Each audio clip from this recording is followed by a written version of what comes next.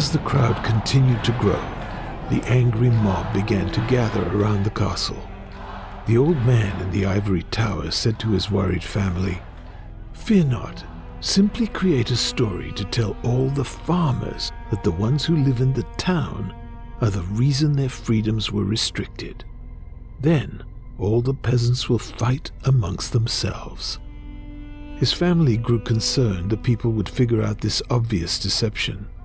The old man smiled because he had played this game before. He knew it is easier to fool the people than to convince them that they had been fooled.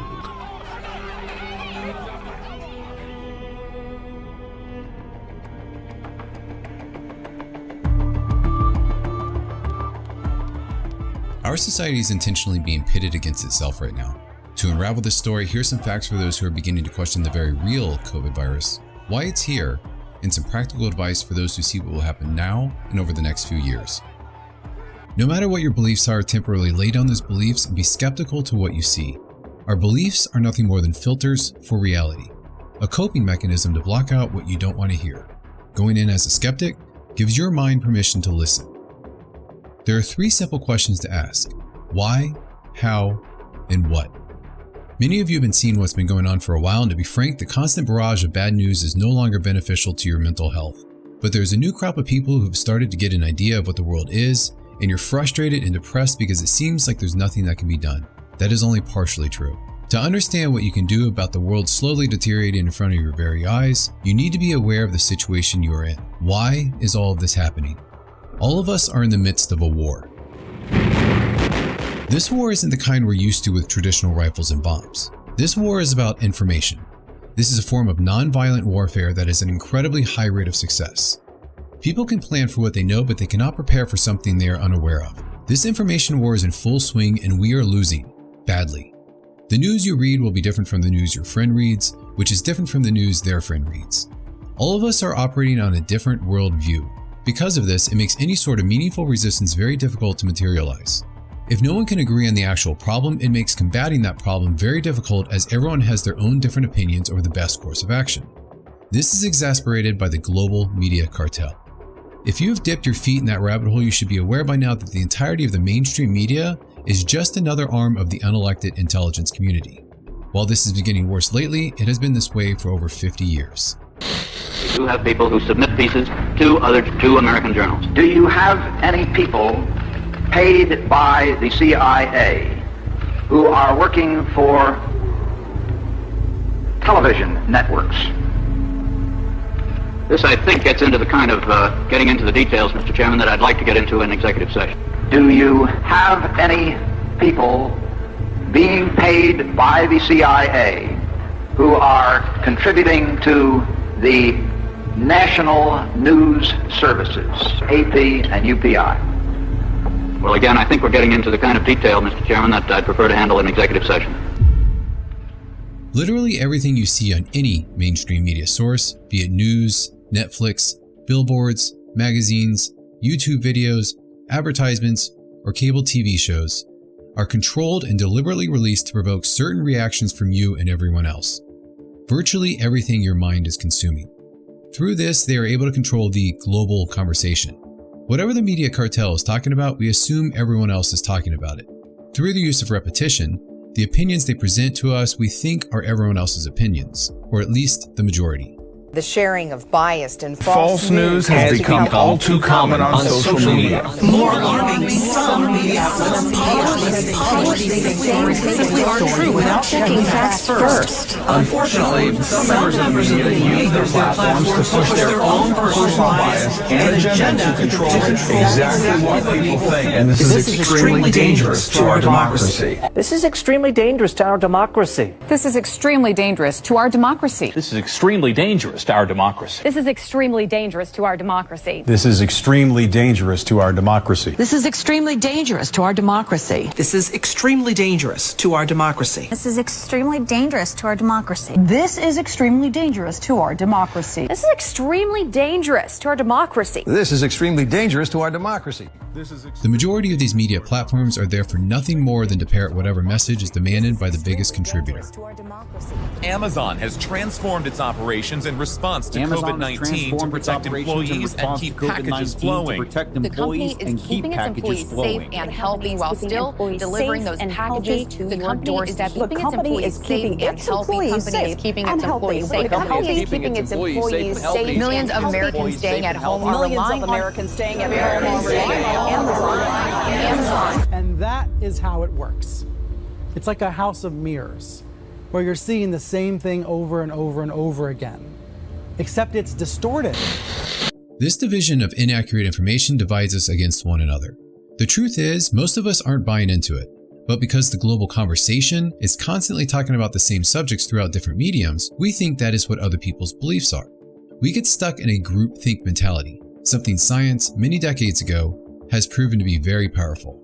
This has the very unfortunate effect of changing the thoughts and feelings of many people so that they fall in line with the conversation. The subject denies the evidence of his own eyes and yields to group influence.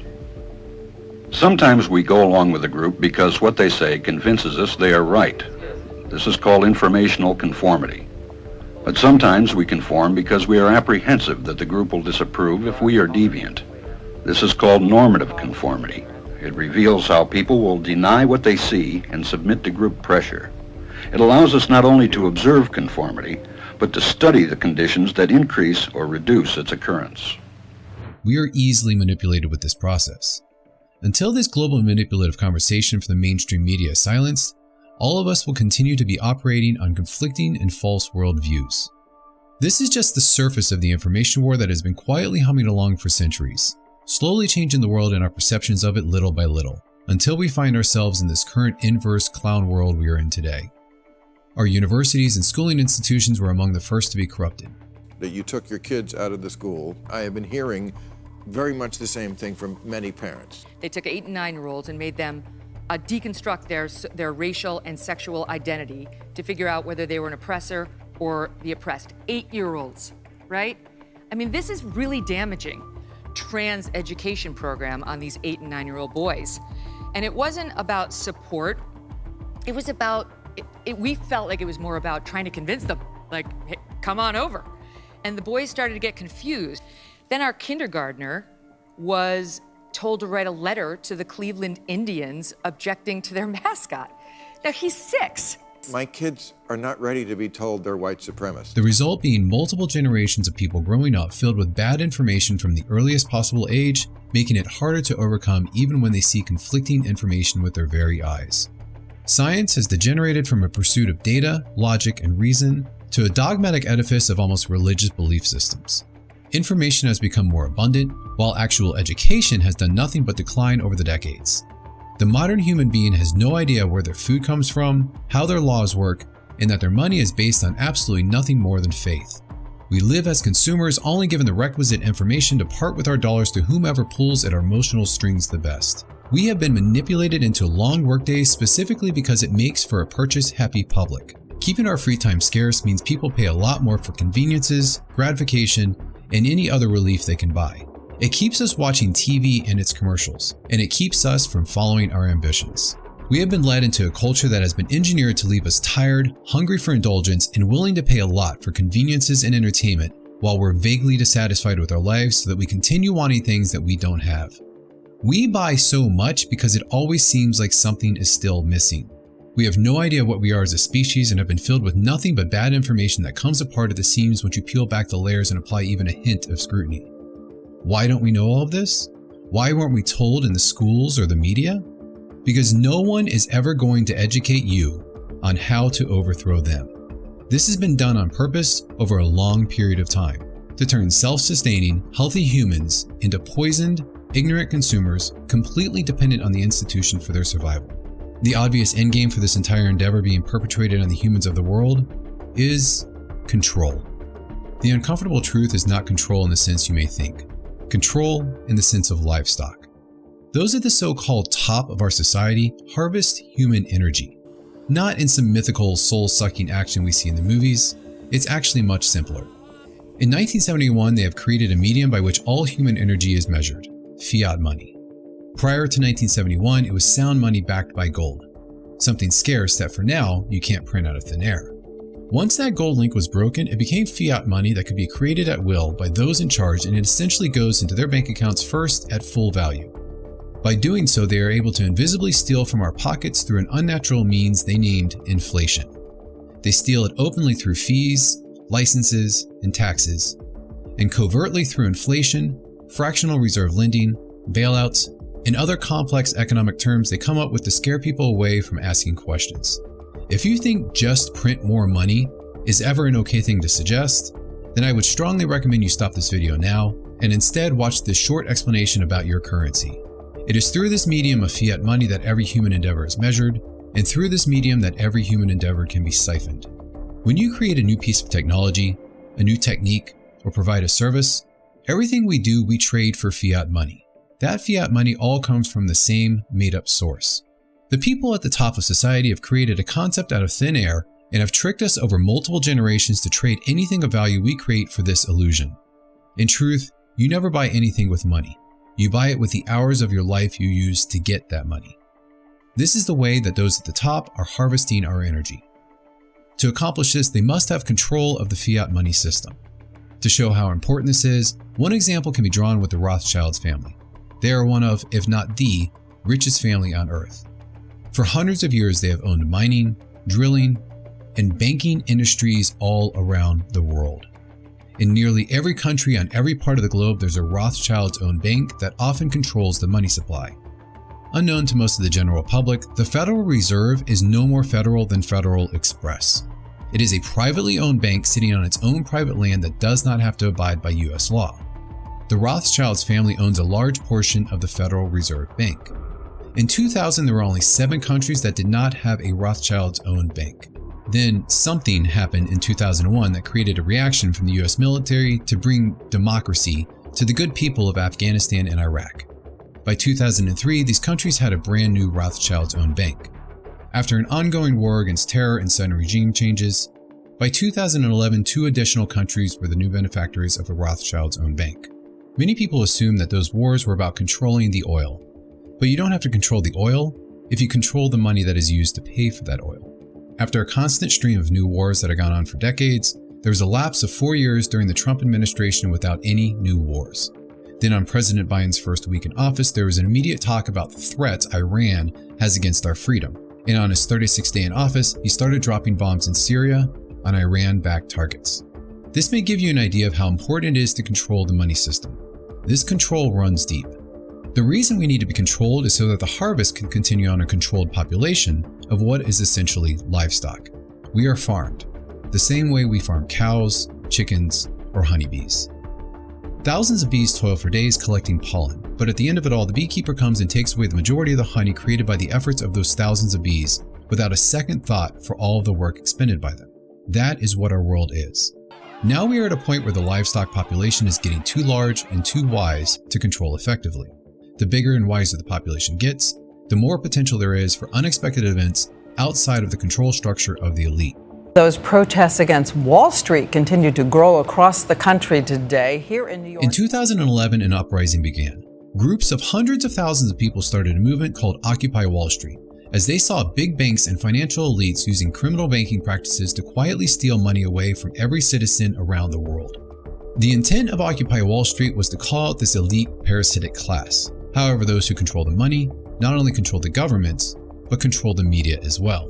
They fought back and used their media influence to misdirect the problem that people were seeing of the elite to a problem of race. The media simply changed the topic of the global conversation, a tactic you'll see again and again. The mention of news about Occupy Wall Street dramatically started to plummet as the cultural problem of racism suddenly surfaced. This turned the cameras off of the elite and pointed the lenses between the citizens. The purpose of setting the population against itself is to deflect everyone from issues that could unite them. A very old divide and conquer technique. With this distraction, a plan that started in 1996 continued in motion. The plan comes with many names. It is put on by a handful of billionaires and powerful groups that have been in the shadows pulling the puppet strings for decades. Among them are the World Economic Forum,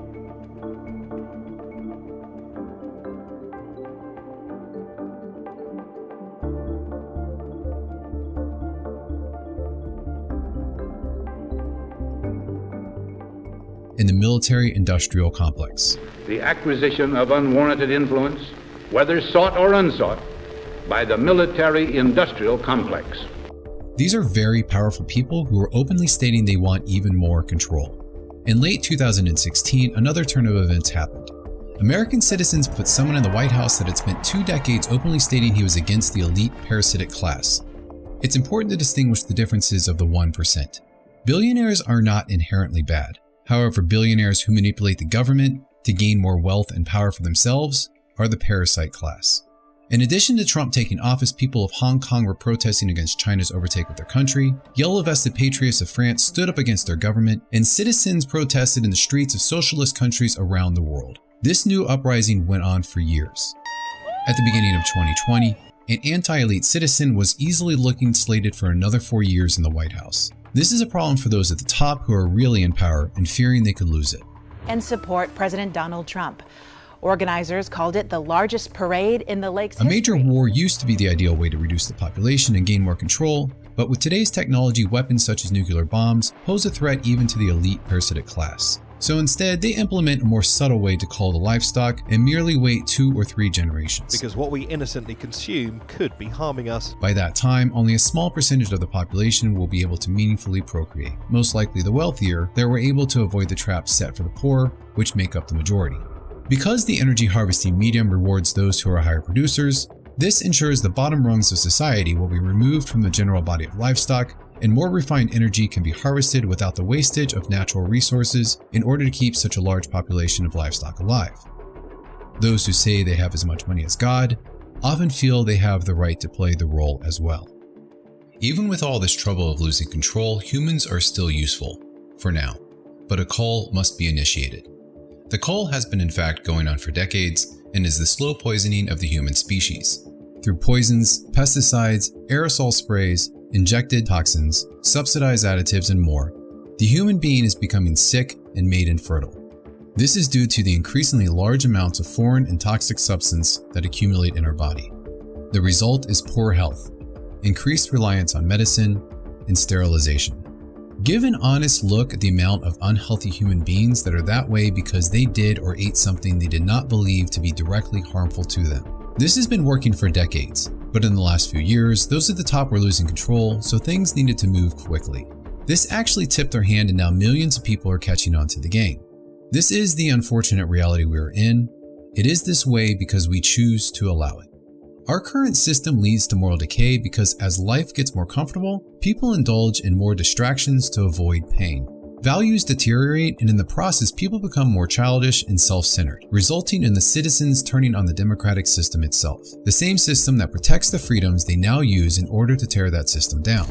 Once childish values take over, people no longer want to endure any kind of uncomfortable pain for the sake of greater freedom or prosperity. What they want instead is a strong leader to come make everything right at a moment's notice. They want instant gratification. They want a tyrant. What's happening in America right now and around the world is nothing new in terms of the structure of the plan. It's been used many times in many countries. Hitler is a well-known example. The term Nazi refers to Nationalsozialistische, which is German for National Socialism, a concept where a few rule the many. Contrary to what is now taught in the schools, that is what socialism really is. It's never presented this way, which is why anyone who escapes from a socialist country will tell you that it takes a promise to get the people into socialism, but a revolution to get them out of it. It's always presented as a collectivism ideology, simply meaning that you are less important than the society. You may notice that society is an abstract concept. A concept is not a carrier of life. You, on the other hand, are actual life, and you are by far more important than any ideology or symbol. At some point you may want to ask, do you exist for the sake of society, or does society exist for the sake of you? Collectivism demoralizes society. This ideology always begins their campaigns by saying what words you can and cannot say, and you should feel ashamed for doing so because some group of people might feel uncomfortable. This isn't intended to strengthen those who are weak.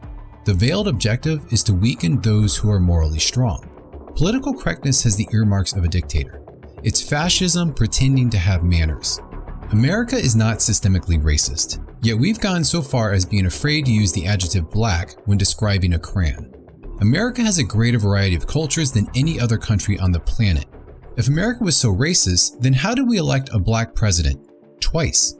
Only a small portion of the population believes there's a problem among the citizens. That small portion creates a distraction from the real problem. They don't seem to realize that when a flag representing your community is flown over every US embassy around the world, then you are not oppressed. We are living in an age where you can build an entire culture around anal sex and gender fluidity, then parade the streets with giant dildos and call it pride. While at the same time, if you say you're proud to come from the people that gave the world Aristotle, Shakespeare, and Beethoven, then you're called an evil racist monster. This push is not conducive for a healthy society, and that's the point.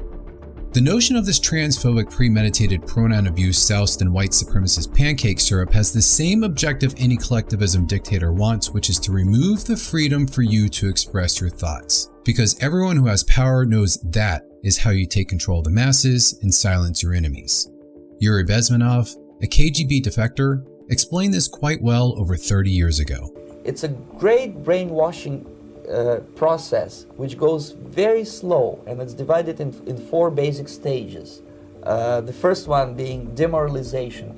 Exposed to the ideology of the enemy is being pumped into the soft heads of at least 3 generations of American students.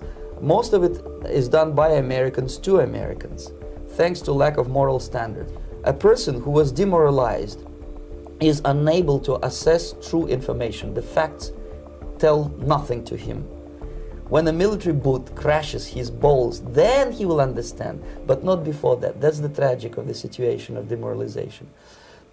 The next stage is destabilization, and it takes only from 2 to 5 years to destabilize a nation. The next stage, of course, is crisis. It may take only up to 6 weeks to bring a country to the verge of crisis. And after crisis, with a violent change of power, structure, and economy, you have so-called the period of normalization. It may last indefinitely. This is what will happen in the United States if you allow all these schmucks to bring the country to crisis, to promise people all kind of goodies and the paradise on earth, to destabilize your economy, to eliminate the principle of free market competition, and to put a big brother government who will promise lots of things, never mind whether the promises are fulfillable or not. Your leftists in United States, all these professors and all this, they are instrumental in the process of the subversion only to destabilize the nation. When their job is completed, they are not needed anymore. They will be lined up against the wall and shot. For one to use this collectivism ideology to claim themselves a ruler over a population, they would first initiate a problem for the people. Weapons of mass destruction. Then they get a reaction from the people to do something about it. Not only was Saddam supposed to be there, then offer a solution to the problem they created. This is called the Hegelian dialect: problem, reaction, solution. This tactic is used over and over throughout the process of the takeover. The structure of the takeover is simple. Use money to buy, influence, or blackmail highly positioned people in big corporations, politics, and media. Cripple the middle class economically so they no longer have power. Offer a dramatically increased dependency on the government as a relief from the economic hardship created by the government. Remove freedoms one by one, trading them for the promise of money and gifts from the government. Set up a militarized police state to ensure the new normal will be long-lasting. And finally, once the controls are fully implemented and the citizens are dependent on the new system with no means of fighting back, the governments and those really in power will start to remove the entitlements they promised you. After a few years of free money known as universal basic income, there will be an ever-widening gap between the classes. Those receiving the free money will no longer be the poor. They will eventually be reclassified as the useless class. And we all know what is done with something useless. But this is America, right? The land of the free. After hundreds of years, still the #1 reason people come to this country is freedom. That couldn't happen here. Well, the truth is, every country in the world was free. Before, it wasn't. America will only be free if we keep it that way. The structure we are in now has been done over and over to countries throughout history, only this time, America is among those countries, and many people are unaware of the history. And the president outlined his vision of a new world order in which the US would participate. There is a new world government coming your way, and they are already making promises of basic income, medical care, and more. You can see the structure playing out. With this new world governance, you will have to give up all your rights and freedoms at the beginning of the deal. Then they promise to deliver their part of the deal after you do all of that. They promise. For decades, nearly every candidate for president has been associated with one of those groups. So whether you voted for Republican or Democrat is irrelevant because they're a part of the same corrupt system of a shadow government. It's like changing the hood ornament of the car that's about to run you over. It makes no difference. However, the citizens will never revolt against those hiding in the shadows if they continue to be fooled by an illusion of choice every few years. A lot of people say they didn't particularly like Trump, but they loved and respected what he did for this country and for the world. His actions showed he is not a part of the shadow government. That's validated even further when you watch the media. This guy is the worst ever. He is the worst president we have ever seen. Period. He is not only— The media, which is owned by these groups, berate and brainwash hate towards him year after year. This video isn't about Trump, but he's a good reference because when you see who benefits from a situation, you'll discover the true agenda. Doing so, you'll find that if Hollywood, the media, the major universities, or the news are all saying the same things you believe in, then when you protest in line with their beliefs, you are not a part of the resistance. You are an unpaid worker for the criminal elite. After the first failed attempt at impeachment, to ensure Trump could no longer stay in office, and the many protests around the world abruptly stopped, a virus was released. You know by the name of COVID-19. While the virus is just as real as billions of other viruses we fight every day, the reporting on COVID has been very unethical. This was done to manipulate the population, to force us to live in fear, because a mind full of fear has no room for its own thoughts. Various agencies ensured a large number of deaths to be reported by simply switching the word of to the word with. Some countries are recording that as a heart issue or a kidney issue and not a COVID-19 death. If someone dies with COVID-19, we are counting that. By doing this, the hospitals benefited by acquiring additional free government funding for suggesting the patients may have had COVID at the time of death. Immediately, this was called another COVID death statistic, whether the individual ever had COVID or not. You might say, but I personally know someone who died of COVID. Do you?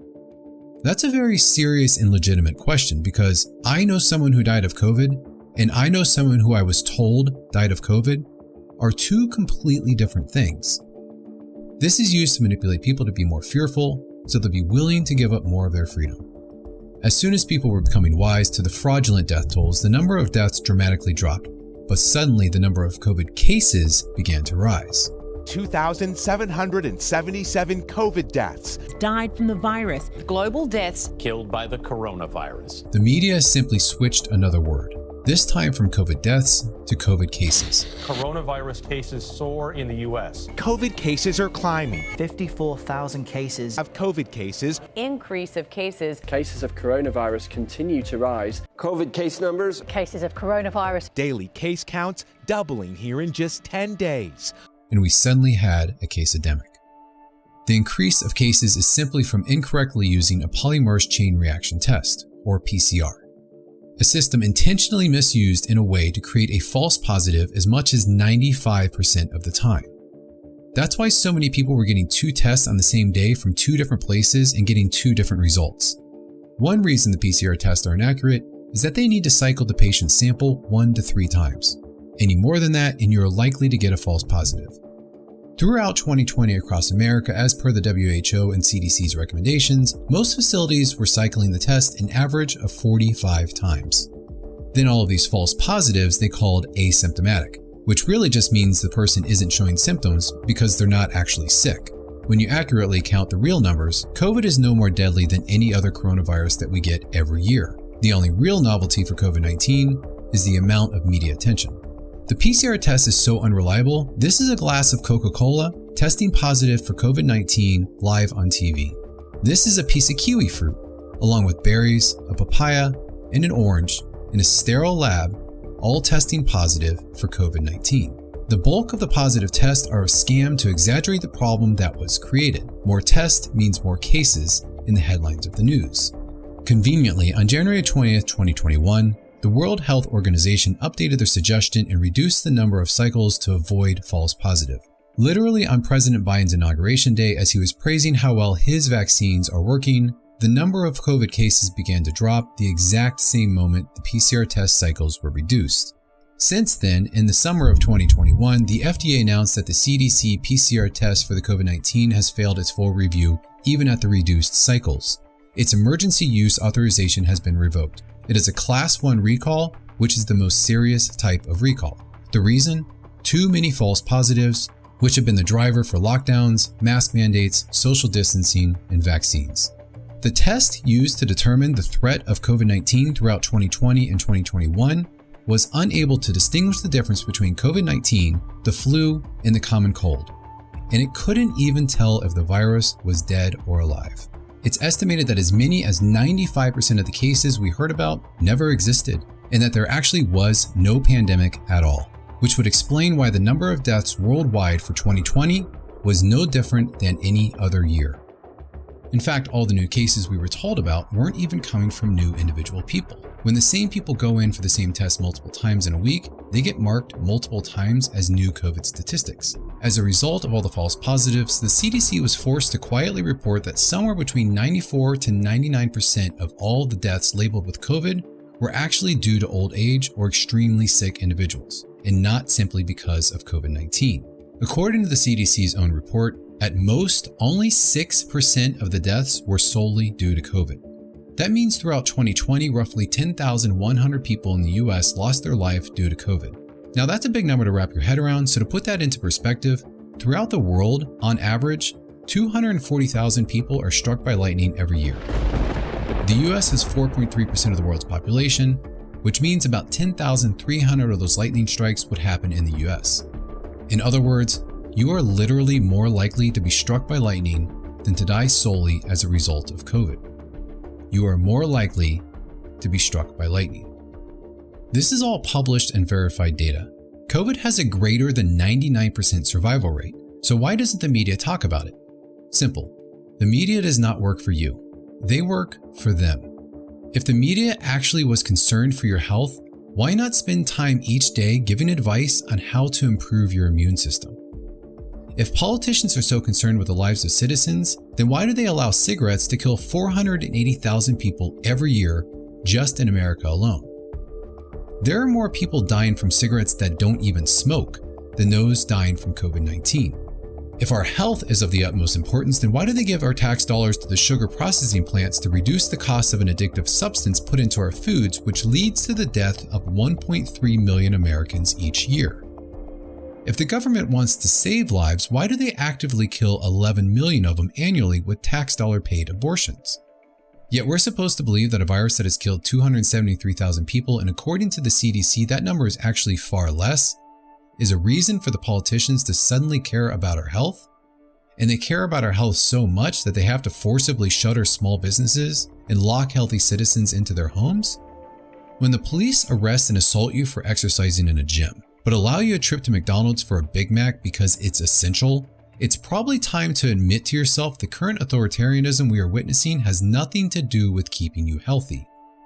So how do those at the top gain more control by pushing a false narrative about a virus? With our compliance. And that starts with a simple face mask. Masks absolutely have a place in society.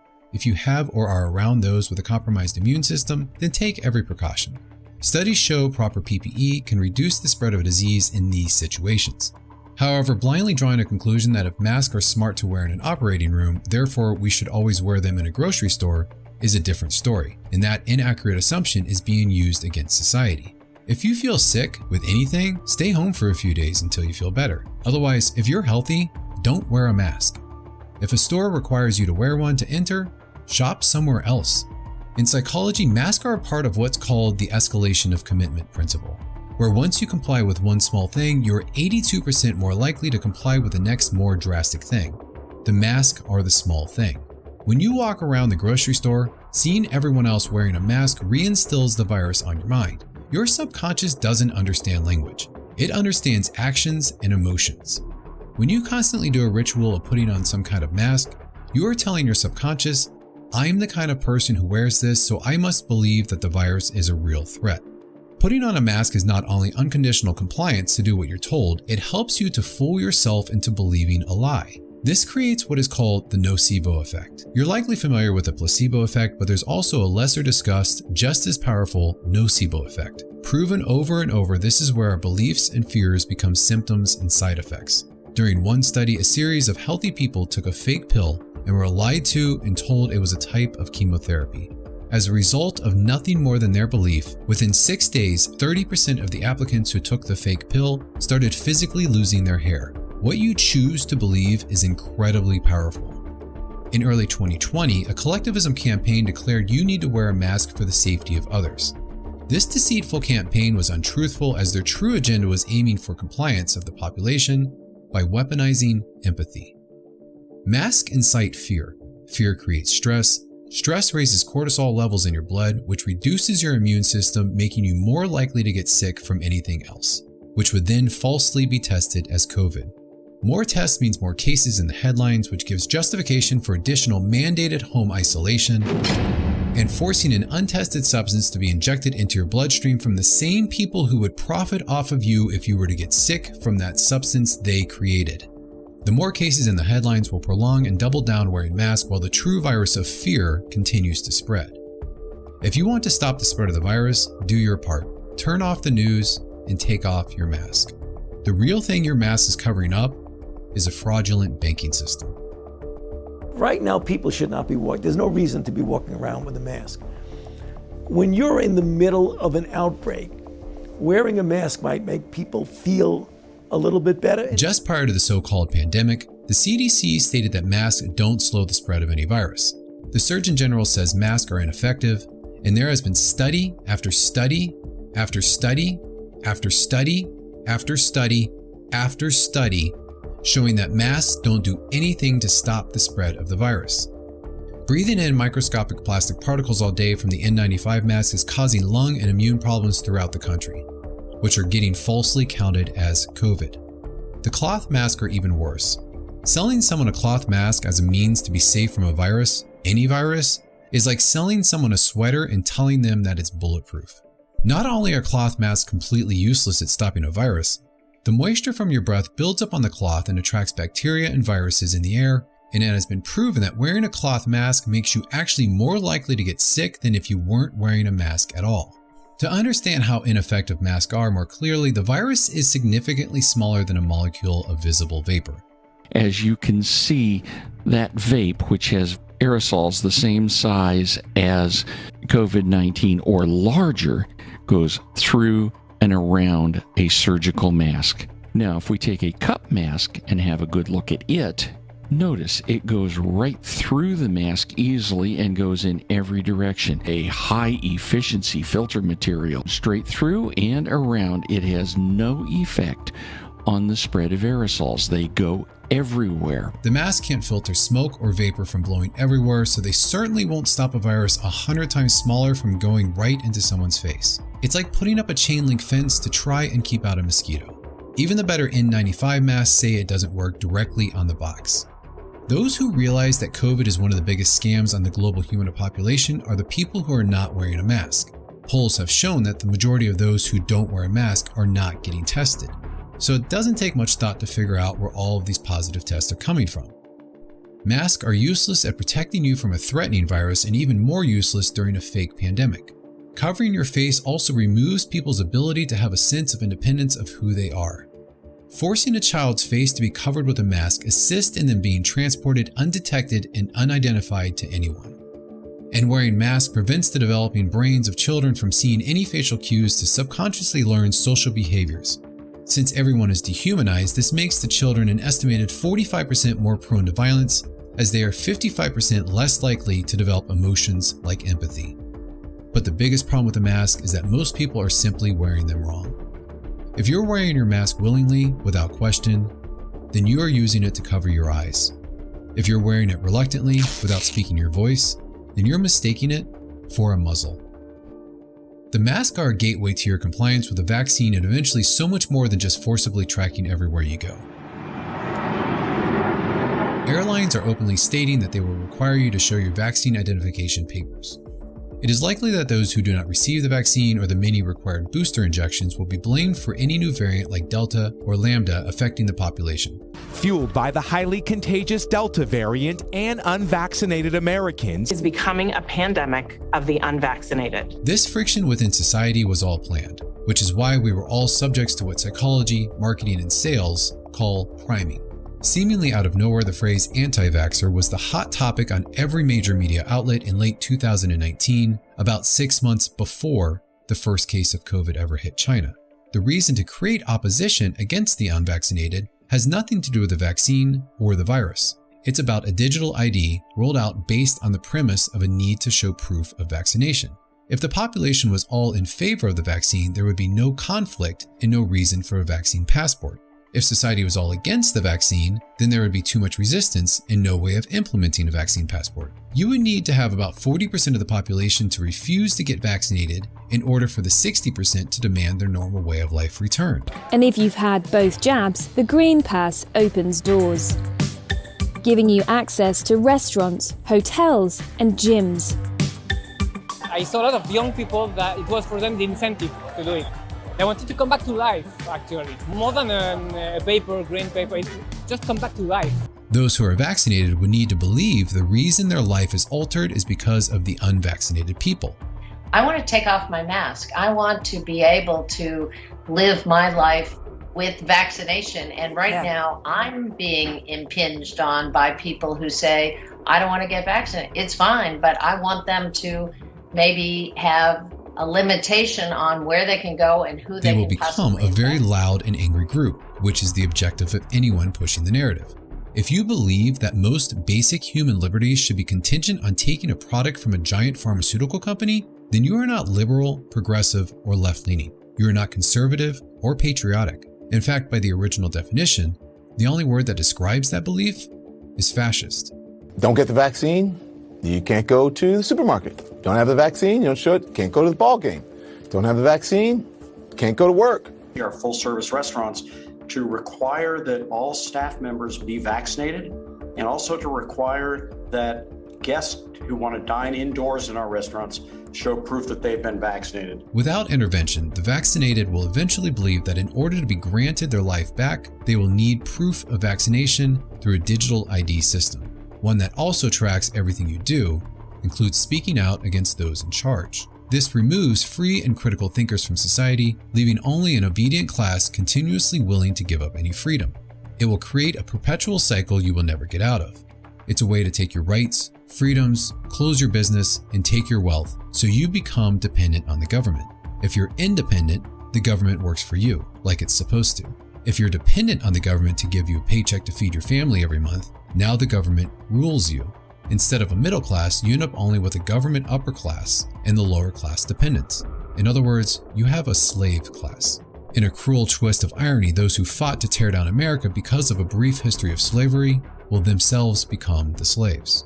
That is the intention of the plan, and it's almost painful to decide which is harder to watch. The current process of a global reset to our way of life as the wealthy and powerful gather all for themselves and wipe out the middle class, leaving nothing but a handful of rich and everyone else poor, or that so many people can't see it happening and think it's about a virus.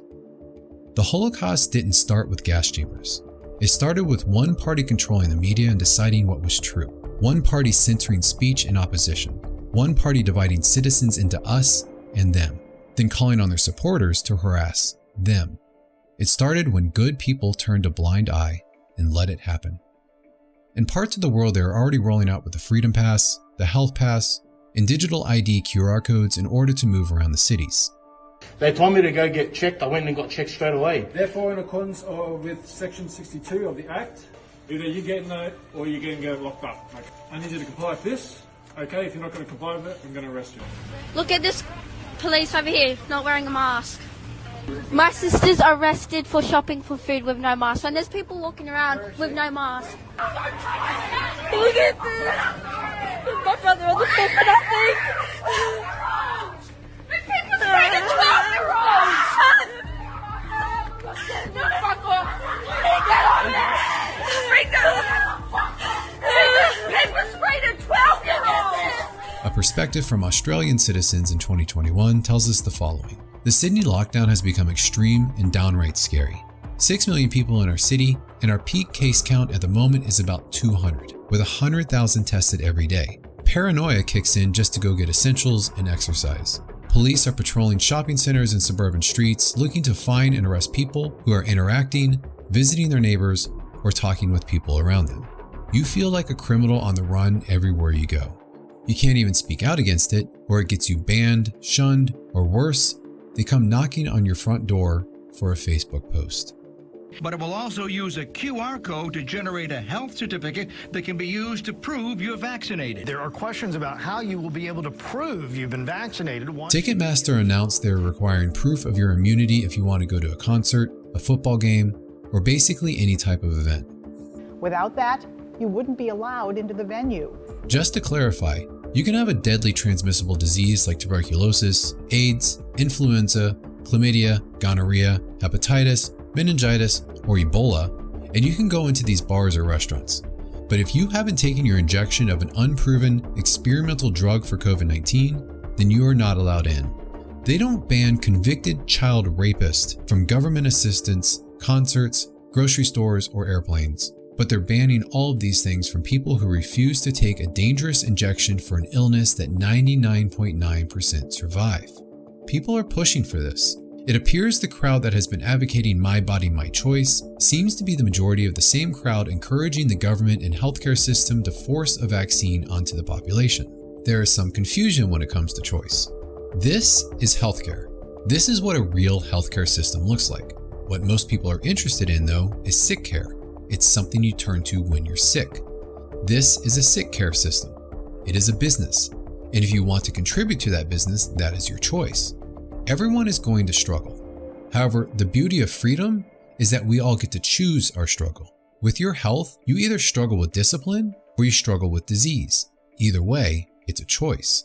The problem lies is when that choice is removed by fear of the population, allowing the big business of a sick care system to grow so large that they overtake the choice of the population with something like a forced injection. We're being told the vaccine injections won't be forced on us. She is not an anti-vaxxer. She believes in the vaccine, but that she's trying to have a child. These vaccines have not been studied in pregnant women. She was initially told it wasn't mandatory, but the restaurant changed course, telling her in an email Monday they respected her decision, but we have implemented this policy to maintain a safe working environment and that getting the vaccine is required. At this time, your employment will be terminated. And I was just like, wow, really? Like, I just worked for you through a pandemic. But Jacobson's firing appears to be legal. Companies can fire you for not getting the vaccine. But if you want to have an income, keep a job, open a bank account, get a tooth pulled, or be a part of society in any way, you'll need the vaccine. And multiple vaccines at that. That's not really giving anyone much of an option. And it's a slippery slope that is escalating quickly. Even when you consider herd immunity, the idea of forced vaccines simply does not pass the logic test. If you believe the vaccine will save you, then go get one. And according to you, you should be safe. Therefore, whether or not someone else is going to get sick from a disease should be of no consequence to your safety, as that was their choice not to take the vaccine. If you think somehow you're still unsafe after getting your vaccine, then clearly the vaccine doesn't work, and therefore no one should be taking it. So forcing an injection on someone else on either side of the argument doesn't make any sense, and having to explain why governments and the media are coercing perfectly healthy people to inject themselves with an untested foreign substance in order to win back their basic freedoms is an extremely dangerous precedent. The COVID injection is a new concept for a vaccine, an mRNA vaccine which actually in a way genetically changes your DNA. There is a lot of question about whether or not this is true, so to clarify, in order for a corporation to be listed on the stock market, often making them heavily scrutinized, they have to file documents with the Securities and Exchange Commission.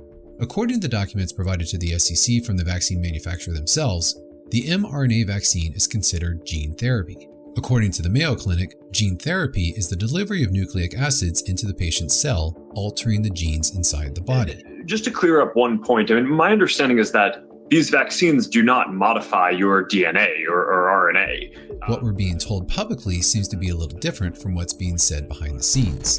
But I do just want to make sure that I I share some caution on this because we just don't know the long-term side effects of basically modifying people's DNA and RNA to directly encode in a person's DNA and RNA, basically the ability to produce those antibodies, and whether that causes other mutations or other risks downstream. This new vaccine was rushed into production without the standard procedures. After 100 years, the cold is still around, cancer is still rampant, and on average, flu vaccines are only 28% effective. But somehow, in about 8 months, these corporations nearly perfected a COVID vaccine with a 95% effective rate. No evidence to support that claim, no long-term study to see what will happen to us in the coming years, and legally you cannot sue or hold them responsible if something horrible does happen to you. Pfizer and Moderna are the leaders in the COVID vaccine race. Moderna has never made a vaccine before, ever. That's something that usually takes years of clinical testing, and they went from idea stage to injecting needles into people within 8 weeks. Prior to the release to the general public, Moderna did a rollout of 45 trial patients, and all 45 of them had severe adverse reactions, lots of pain immediately after getting the injection. To overcome this inconvenience, Moderna reduced its potency now given to the general public, which is why you are required multiple shots. Shortly after this, they announced the consideration of a Band-Aid type of device that you'll attach to your skin. You watched lots of people get shipped off to the death camps. I was 14 years old, and I would say that that's when my character was made. It's notable to mention that Moderna's ownership and interest are that of George Soros, a former Nazi from Germany, and former Microsoft owner Bill Gates, who has ties through Gavi and the NIAID with Anthony Fauci. The Band-Aid device known as the quantum dot tattoo has what are referred to as tiny fangs, which were developed after studying the fangs of a viper snake. These small snake fangs attached to you will slowly inject an enzyme Moderna patented and decided to call luciferase. This luciferase enzyme will be a type of mark on you and going throughout your blood that will be trackable to ensure you are constantly taking the vaccine. This DNA-altering serum is not something you can see or feel, but it is photoreceptive, so you can verify the vaccine with something simple like a smartphone and an app where it will light up under your skin and have a unique pattern just for you, like a barcode. It's assumed and plausible that at some point you'll need this in order to buy or sell goods. This, of course, is for the safety of the public. Most people who are unaware of this will take this new type of vaccine willingly. This is even with a substantial amount of evidence showing that one thing the COVID vaccine and the COVID virus have in common is that they were both created in a lab. The beginning of wisdom is to call things by their proper name. The Department of Defense is the Department of War. Socialism is legalized theft. Feminism is the hatred of men. Critical race theory is the hatred of America and white people. Marxism is the hatred of freedom. Hate speech is censorship. And gain of function is the creation of biological weapons. By definition, gain of function is manipulating an organism to increase its effectiveness and transmissibility as a disease. For obvious reasons, this was illegal. However, on January 9, 2017, the Obama administration lifted a block on gain of function research. That took place 11 days before President Trump entered the White House. The following day after the block was lifted, Anthony Fauci said, "The next administration will undoubtedly face a pandemic." That there will be a challenge, the coming administration, in the arena of infectious diseases, but also there will be a surprise outbreak. The thing we're extraordinarily confident about is that we are going to see this in the next few years. The most notable aspect of COVID-19 is just how good it is at affecting humans. Coronaviruses begin their infection by attaching their protein spikes, the signature corona sticking out of them, into what is called an ACE2 receptor, found in whatever organism it finds itself in. Coronaviruses have been around for at least 700 years that we know of. COVID-19 is unusual for coronavirus because unlike all other coronaviruses, when tested which species the COVID-19 receptor binded to the best, for some reason, it binded to humans more than anything else, even more so than bats, which is where its supposed origin came from. Meaning COVID-19 entered the world at what appeared to be a human-optimized stage, coming from a lab that was working on increasing the transmissibility of coronaviruses. If someone catches COVID-19 from an unvaccinated person, that tells you two things. One, clearly the vaccine is useless, and two, that's the fault of the people who funded and managed the laboratory that created and unleashed the virus, not the unvaccinated person. If you feel the need to blame someone, then each death is their fault and the fault of those withholding the information of actual cures rather than untested vaccines. Minutes before air, Lee tells me to drop the sound about hydroxychloroquine because it needs the context of other drugs. The fact that the sound reached the audience's ears at all led to this reaction from Fox bosses Susan Schiller and Lee Meyer. You need to cease and desist posting about hydroxychloroquine. Industry executives who are the people who hire us and keep us employed. It's not just about the viewers, it's about what our CEO reads. Like Lee said, it's not about the viewers right now. So the truth is that whether anyone likes it or not, regardless of the studies, doctors are secretly prescribing hydroxychloroquine. We're not going to relive the conversation with hydroxychloroquine. We're just not. You're going to stay as far away from that as possible. How many of you have turned on a local news station or a national cable news station and ever gotten an update on treatment at home? This is important scientific information to help patients in the middle of this crisis, and social media is striking it down. Based on what authority? And the reason why there was Senate testimony is because there was a near total block on any information of treatment to patients. A near total block. Patients actually think that the virus is untreatable. And if you have been told that the unvaccinated people are to blame for any variants of the COVID-19 virus, then consider that during the entire year of 2020, the COVID-19 virus barely mutated, according to the media. That was for the entire year.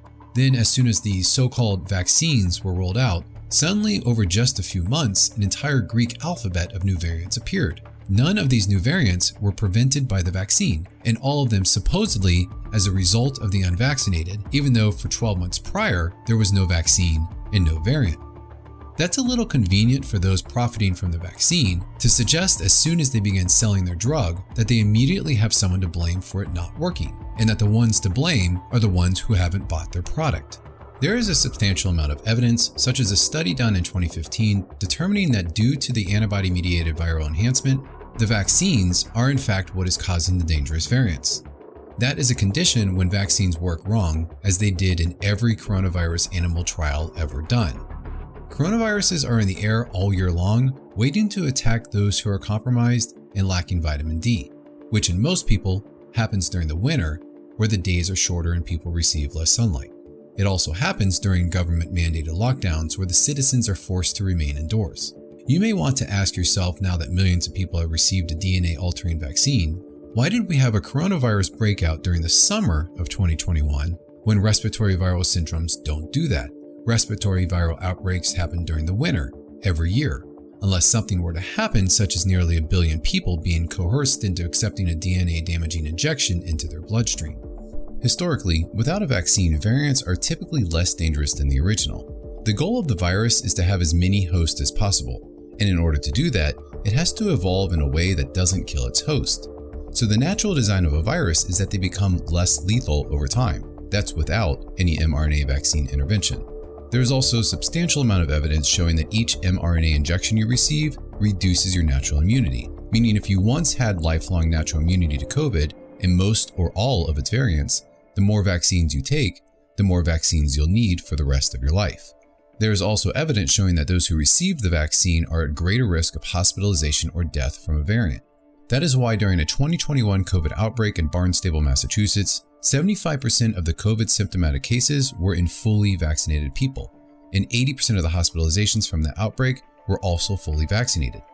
Shortly after this outbreak, the CDC changed their guideline requirements. After this change, according to the CDC, if a patient has been vaccinated, hospitals are told to not register that patient as a COVID case. This is why the media started touting that supposedly only the unvaccinated are filling up the hospitals. Hospitals in other countries were originally finding similar results, that those who are vaccinated are at greater risk of hospitalization from a COVID variant. It actually appears that since the vaccines don't stop the spread and lose efficiency within 6 months, they are creating an endless stream of variants, which in theory would make the pandemic last forever. Cures, such as ivermectin plus long-lasting natural immunity, which actually prevents the spread of all variants, would end the pandemic forever. However, that wouldn't be profitable for Big Pharma. This business model would almost seem intentional. The pharmaceutical industry doesn't make much money on cures. They make money on treatment because treatment, like a vaccine that needs boosters, is repetitive, long-term, and has multiple sales. They also increase their sales when they can give it away for free to the general public because the state and federal governments are using tax revenue to pay for it.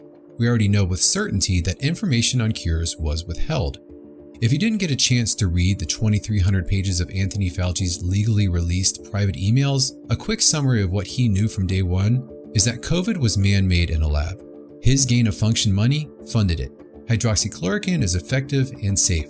Asymptomatic spread doesn't occur. Masks are completely useless with the virus, and Anthony Fauci was talking with big pharmaceutical companies about vaccines while talking with big tech about censorship of cures. Anthony Fauci's institute, the NIAID, receives money from two sources. The first is by lobbying Congress. The second is from royalty payments from Moderna and various other pharmaceutical industries. Whether you paid directly for your COVID test or vaccine, it was subsidized by the government. People such as Anthony Fauci are profiting a substantial amount of money as a result of the masses believing in a pandemic. This is part of the evidence suggesting those involved with the gain-of-function biological weapon research that led to the development of the COVID-19 virus are the same ones profiting from the mRNA injections. So what is mRNA? mRNA is a messenger ribonucleic acid. The injection delivers a synthetic, inorganic molecule that programs your cells to synthesize pathogens that your immune system will constantly have to fight off for the rest of your life. Your immune system has a limit to what it can handle. Say you're allergic to gluten and also allergic to pollen. A little gluten and you're okay, a little exposure to pollen and you're okay, but too much of one or a combination of both and your allergies flare up. Your immune system simply caps out. More than just allergies, the same happens with infections. Being injected with an mRNA designed to always create a virus in your system can eventually cause your immune system to become overwhelmed and more vulnerable to other diseases. This is otherwise known as antibody-dependent enhancement or immunodeficiency. This makes attributing a death to the vaccine even less likely in the future, as the cause of death will be reported as the various other diseases the patient died from because the mRNA injection is capping out their natural immune system. The more injections you receive, the worse the problem will become. Many people who experience symptoms from the injection immediately are likely immunocompromised already. Everyone else who didn't have an immediate negative reaction from the injection will possibly become immunocompromised. Unfortunately, you can't get unvaccinated, so taking steps to care for your immune system and not receiving any further injections should become a priority. An additional reason to avoid any further injections is that the site where the COVID vaccine produces the toxic spike protein was supposed to be isolated to the injection site in your arm. As it turns out, what we learned from the mRNA data obtained by a Freedom of Information Act request is that within 48 hours of receiving the injection, the toxic proteins are carried throughout your body, including going so far as penetrating the blood-brain barrier, something even a virus can't do. This injected toxic compound accumulates in the brain, the heart, and it shows to have infested other critical organs throughout. Even according to the FDA, the list of possible adverse outcomes are extensive and severe. These deaths and injuries are already being reported, but rarely by the mainstream media. According to the data, the toxic proteins from the vaccine go throughout your body, and for some reason in women, they accumulate most in the ovaries.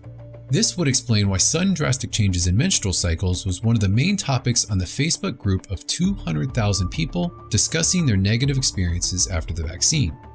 Facebook unfortunately banned and deleted that group along with an extensive number of other groups and individuals discussing the same. This accumulation of the toxic spike protein from the vaccine in the ovaries would also explain the abnormal jump in miscarriage rates and what are being called sudden abortions. Normal miscarriage rates are around 10% in the first 20 weeks of pregnancy. However, for women who are vaccinated, miscarriage rates are currently at 82%. This is especially alarming since the CDC's website even states that the vaccine is safe for pregnant women.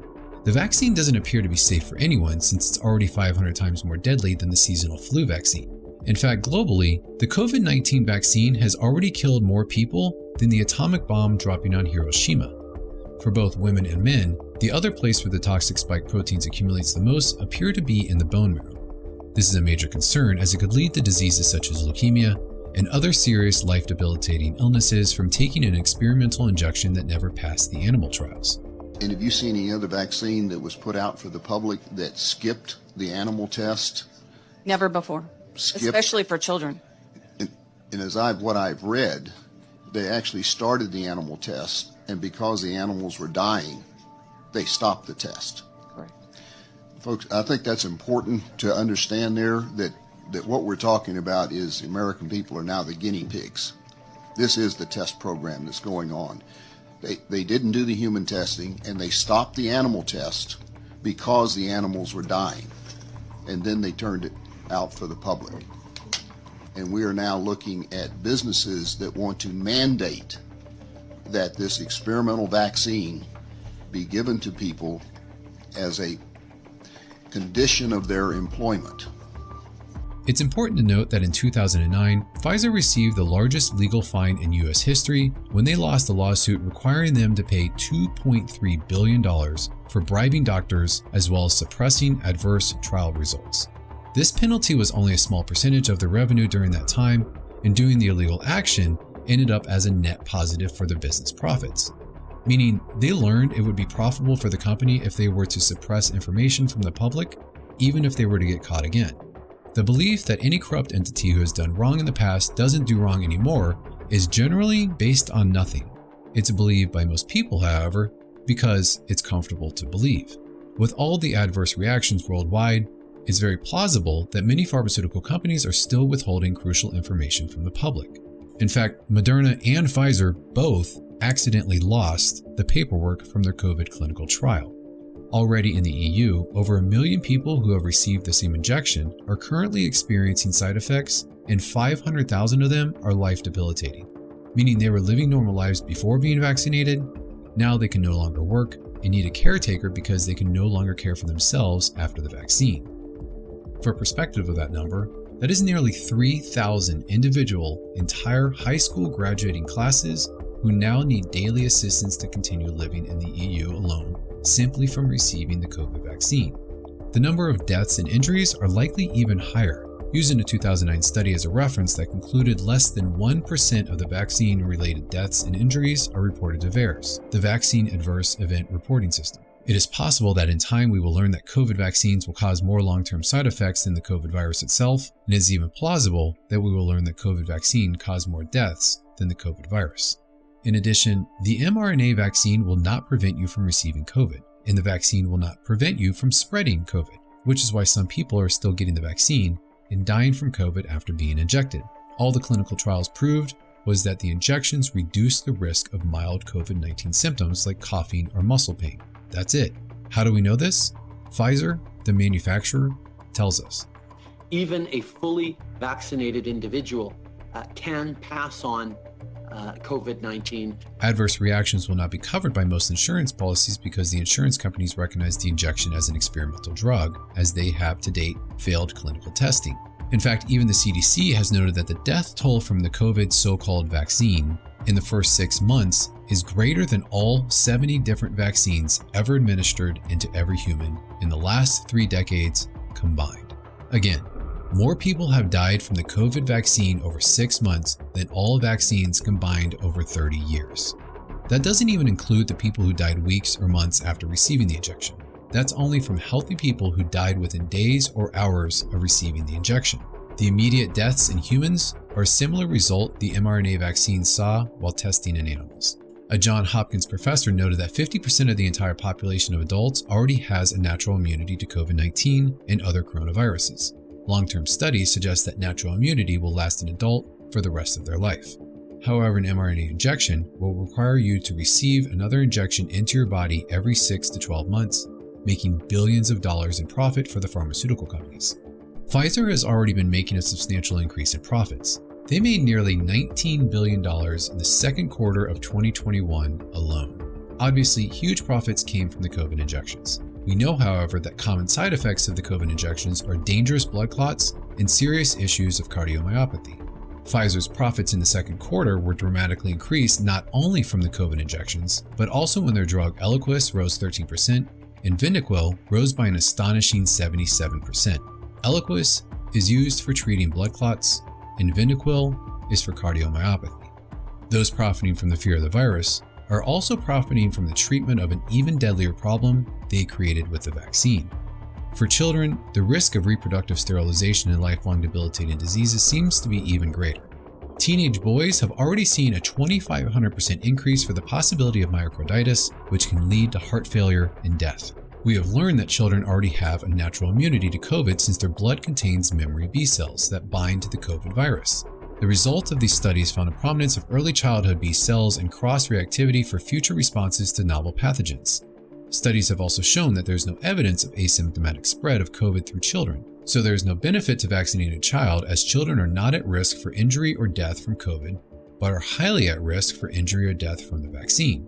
In fact, according to Dr. Michael Yeadon, the former vice president of Pfizer, children are 50% more likely to die from the COVID vaccine than from the virus. Regarding studies, here are the studies done to see how the mRNA injections react to other drugs you may be taking. Well, there are none. Here are the studies done on toxicity. None of those either. There are also no studies on genotoxicity to see if these chemicals damage your DNA. No carcinogenic studies to see if the mRNA will cause cancer. No studies to see if it will cause autoimmune diseases. There are no long-term studies because even though hundreds of millions of people have received the COVID injection, we are currently only in phase 3 of the COVID vaccine trial. Unfortunately, anyone who received the vaccine is part of a clinical trial of an unproven drug. If you did not receive the vaccine, then you are in the control group. Phase 3 generally takes 3 years before it moves to phase 4. 3 years in phase 3 is the minimum amount of time the FDA allows to review vaccines for long-term side effects such as lupus, sterilization, autoimmune diseases, and the extensive list that has already been shown associated with the COVID vaccine. This isn't the first time that the WHO, the CDC, the FDA, and the government allowed testing of a vaccine on the general public without the citizens knowing that they were part of a clinical trial that involved them being injected with a dangerous toxic substance. In 1976, some of the mainstream media had journalistic integrity and alerted the citizens of the problems with the safety recommendations from the government officials. Well, 46 million of us obediently took the shot. And now 4,000 Americans are claiming damages from Uncle Sam amounting to $3.5 billion because of what happened when they took that shot. By far the greatest number of the claims, 2/3 of them, are for neurological damage or even death. Dr. David Sencer, then head of the CDC, the Center for Disease Control in Atlanta, is now in private industry. He devised the swine flu program, and he pushed it. Was X53A ever field tested? I can't say. I would have to... It wasn't. I don't know. Well, I would think that you're in charge of the program. Did anyone ever come to you and say, you know something, fellas? There's the possibility of neurological damage if you get into a mass immunization program? No. No one ever did? No. Did you know ahead of time, Dr. Hatwick, that there had been case reports of neurological disorders, neurological illness, apparently associated with the injection of influenza vaccine? Absolutely. You did? Yes. How'd you know that? By review of the literature. So you told your superiors, the men in charge of the swine flu immunization program, about the possibility of neurological disorders? Absolutely. What would you say if I told you that your superiors say that you never told them about the possibility of neurological complications? That's nonsense. I can't believe that they would say that they did not know that there were neurological illnesses associated with influenza vaccination. That simply is not true. We did know that. You didn't feel it was necessary to tell American people that information? I think that over the years we have tried to inform the American people as fully as possible. I told Judy to take the shot. She wasn't going to take it, and she never had shots. And I'm mad with my government because they knew the facts, but they didn't release those facts because if they had released them, the people wouldn't have taken. And they can come out tomorrow and tell me there's going to be an epidemic, and they can drop off like flies next to me. I will not take another shot that my government tells me to take. Due to this journalistic integrity, in the late 70s during the swine flu outbreak, the vaccines were halted after 12 deaths were reported. In 2021, in just the first 6 months of the vaccine introduction, we are already over 10,000 confirmed deaths in America alone. The vaccination program ground to a halt from coast to coast today. There have been now 12 reported deaths so far, with victims dying just a few hours after receiving those inoculative shots. And still, politicians, the media, and corporations are pushing the vaccine onto citizens, even so desperately trying to give the vaccines away as quickly as possible that they are offering lottery tickets, cheeseburgers, and joints. This vaccine should not be approved. If it does, then many will begin to see the corruption of the FDA and other bureaucracies come to light.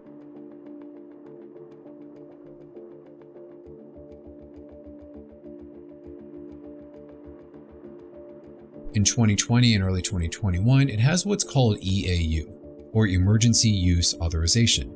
In order for it to have the EAU status, one of the requirements by law are for there to be no other approved treatments. For a pharmaceutical company to profit billions from an unapproved vaccine, one thing they would have to do is simply discredit any other treatments.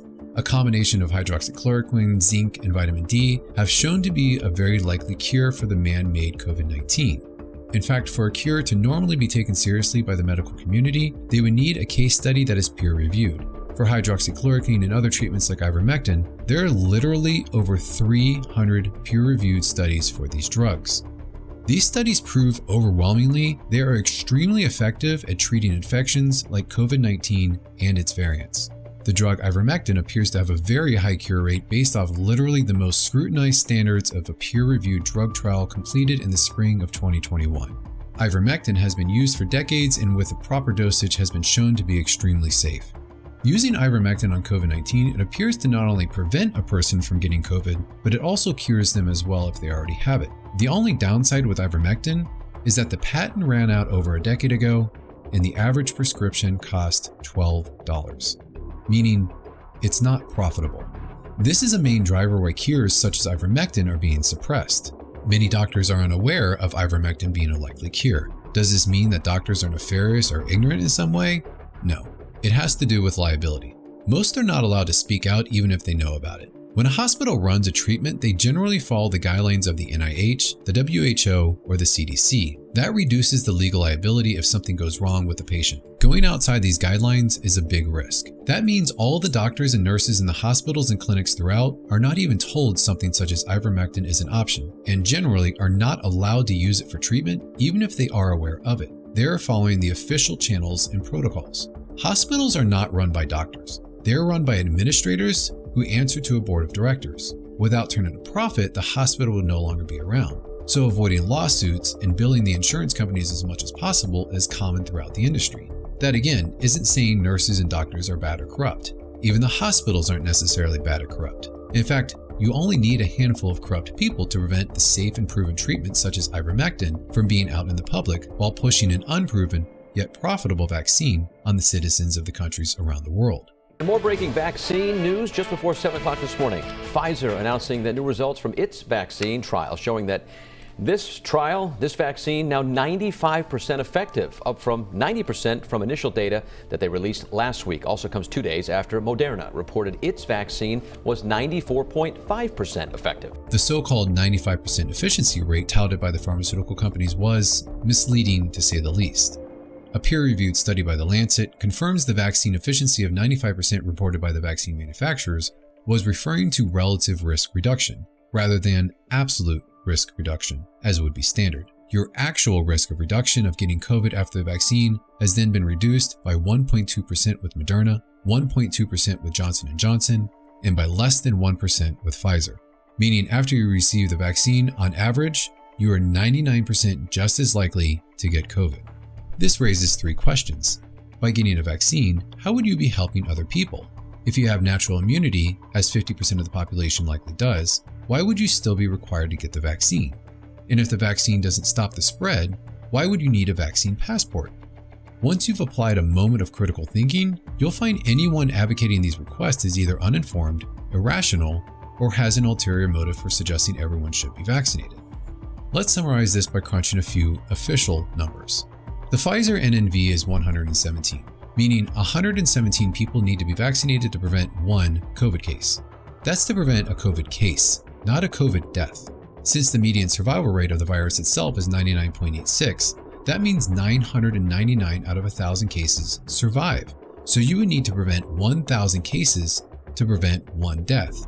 That means you would need to vaccinate 117,000 people to save one life. By the first half of 2021, about 134 million people in America have been fully vaccinated. So far, 10,355 people have died in the first 6 months of 2021 in the US alone. That means 56 people a day are dying immediately after receiving the vaccine. Due to underreporting, that actual number of deaths is likely significantly higher, and officials and CDC whistleblowers estimate it to be at 51,800. But we'll continue with the officially released numbers. 134 million people vaccinated divided by 10,355 official deaths from the vaccine results in 12,940. This means COVID vaccines kill, at a minimum, 1 out of every 12,940 people that are vaccinated. So if you vaccinate 117,000 people to save one life, 9.04 people would die from the vaccine. When you average all the age groups, you find that you are 904% more likely to die from the COVID vaccine than for it to save your life. That's bad enough with the official deflated numbers. With a more likely estimate of 51,800 deaths, that means you are 4,520% more likely to die from a COVID vaccine than to be saved by one. And the likelihood of developing a lifelong debilitating disease is even greater. In addition to the harm on the individual, there are two major concerns about the COVID injection when it comes to society. First, this causes a reduction in the diversity of the gene pool. Essentially, you could say an mRNA injection makes an adjustment by attaching a receptor to a specific protein on your DNA. Currently, when any virus or disease spreads throughout society, some people may become ill or die while others don't. Among other things, this is because of the diversity throughout society where some people have a receptor for a virus and others do not. When everyone lines up to receive a similar mRNA vaccine, that reduces the diversity of the gene pool in society. This open receptor could then be exploited as a kind of backdoor to any virus, whether developed in a lab or created organically by nature. Either way, without any gene diversity in society, that virus would have the ability to wipe out an entire species. So using COVID-19 with a 99.8 survival rate as an excuse to do an experiment on billions of people leaving us vulnerable for a mass extinction doesn't seem wise for the continuation of a species. One has to ask why other countries such as China are not using an mRNA vaccine, but in the West, such as America, it's being pushed onto its citizens. If you've already had a vaccine, you can rest assured that your DNA is now changing. If you don't like the sound of that, then opposing society's pressure and saying no to further injections will help minimize its effects.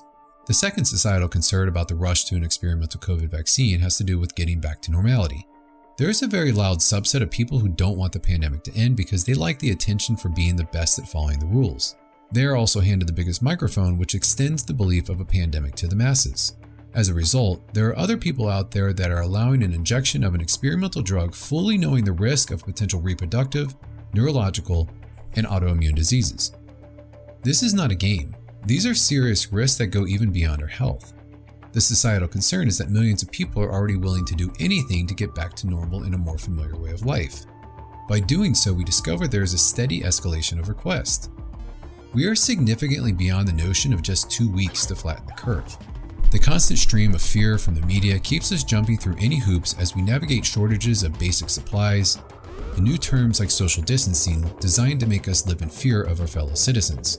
We're constantly reminded of the virus by wearing a mask on our face at all times. Then we're told everything will be back to normal if we just lock ourselves in our home. Then, so long as we get a vaccine, we'll be all safe, even though the vaccine is experimental and hasn't passed any animal trials. Actually, one vaccine isn't enough. Just one more and then you'll be safe. Even though vaccines can't stop the spread of COVID, for some reason we need proof of our vaccines in some form of a vaccine passport in order to continue to be part of society. We begin to question if our actions are pushing the idea back to normal even further away, as it seems to be dangled in front of us like a carrot on a stick. Many start to have concerns of the vaccine as they hear millions of people are getting sick and countless are dying immediately after receiving the injection. Unfortunately, it won't be until multiple shots, then boosters and quarantine camps and further extended lockdowns until most people realize that it is too late and that this is not a game. Back to normal will not happen if we continue to simply comply. Rather, compliance is feeding the machine. The current structure of the vaccine will not end the threat of the virus. That is a feature, not a mistake. Aside from the mRNA vaccines, the concept of a traditional vaccine is very rational. Many people think that these vaccines make a lot of sense. That is, until they research the data. There are conspiracy theorists out there that believe a group of powerful shareholders making billions of dollars from people being sick are actively trying to cure them. When was the last time you went out to buy something from the pharmaceutical industry when you were feeling fine? Vaccines, however, are a way to profit off of healthy people. One question to ask someone advocating for a vaccine is, why are you standing up for the big pharmaceutical industry? The FDA does not test vaccines for safety. The vaccine manufacturer tests the vaccine themselves, then chooses what data to provide for approval and what data to sweep under the rug. This is acceptable since the FDA and the CDC mandate and approve vaccines, but they get paid by the vaccine manufacturer. The details of the testing are beyond the scope of this video, but as with everything else, source links are provided. The bottom line is that to make billions of dollars, they need approval. And for that approval, they have to check their own homework. So as you can imagine, the testing they give themselves is extremely manipulated. You may think that vaccine manufacturers would go out of business from lawsuits if they were selling something harmful. They would. However, in 1986, vaccine companies were no longer responsible for any harm. They set up an entire court system just for themselves in order for the US government to compensate the parents of children for damages arising from a vaccine-related injury or death. This made vaccines very profitable when they no longer had to pay out any lawsuits. The lawsuits are settled in a rigged system where the defendant and the judge are both the US government. Anyone that actually does win did so with so much compelling evidence that the vaccine caused injury or death that literally no one could deny it. To date, there has been so much undeniable evidence that vaccines are harmful that the US government has used your tax revenue to pay out over $4 billion in lawsuits on behalf of the vaccine manufacturers. In addition to the lawsuits, there's a high correlation between vaccines and death. Even with an amazing healthcare system, the infant mortality rate per country puts the United States in 33rd place, below Latvia and the Slavic Republic. A notable difference between the United States and Japan at the top is that Japan does not mandate any vaccines, whereas in America, the US government requires 28 different vaccines to be injected into a newborn baby. Among the states in America, there is one place with the highest infant deaths, Mississippi. Unlike other states, Mississippi does not allow religious exemptions and therefore has the highest vaccination rate in the country. Obviously, it is unwise to blindly correlate without skepticism as other factors play a role. But there is a statistical fact that countries and states who vaccinate more have more babies die, and at a minimum, that is worth investigating. Some vaccine injuries don't present themselves for months or years after the vaccine. Autoimmune diseases, a very profitable disease for pharmaceutical companies, happen to have increased the same time vaccines started becoming far more prevalent after 1986, when they were no longer liable for lawsuits.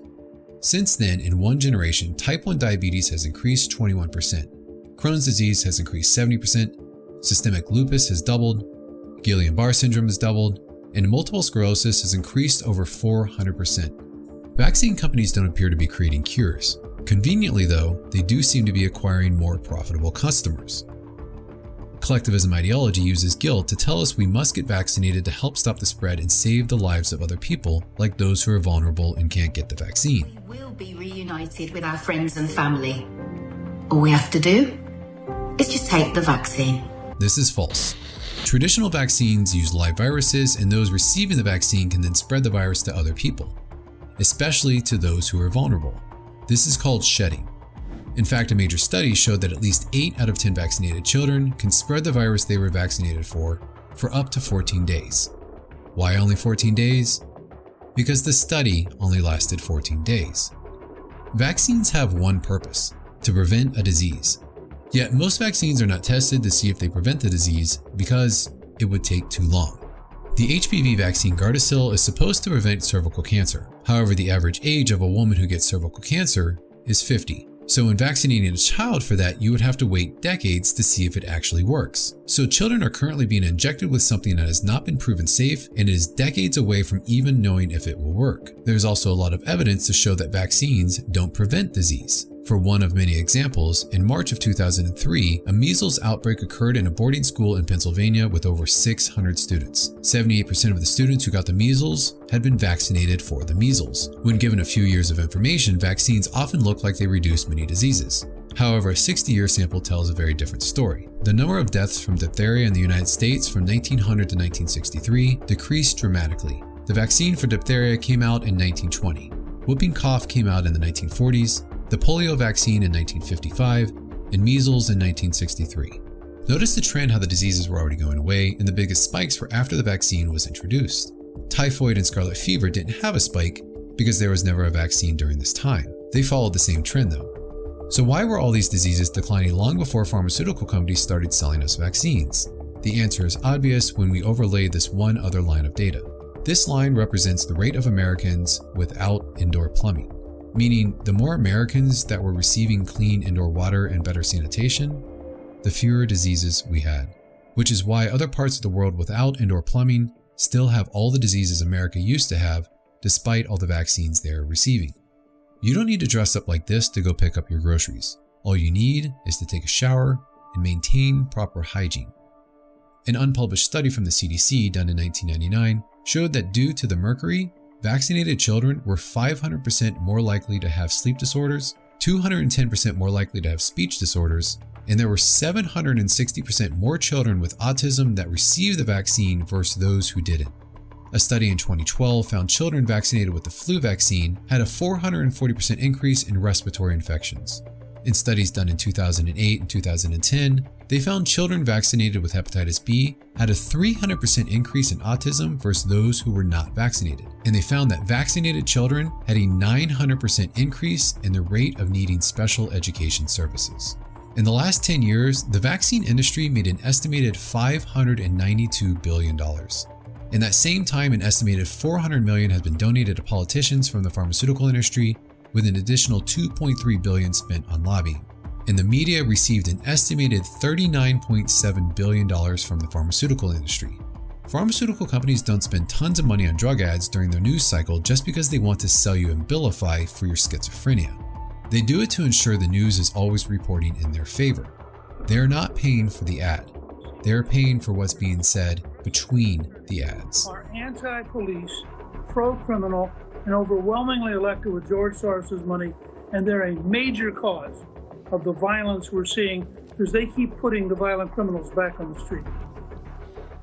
I'm not sure we need to bring George Soros into this. I was going to say you get the last word, Speaker. He paid for it.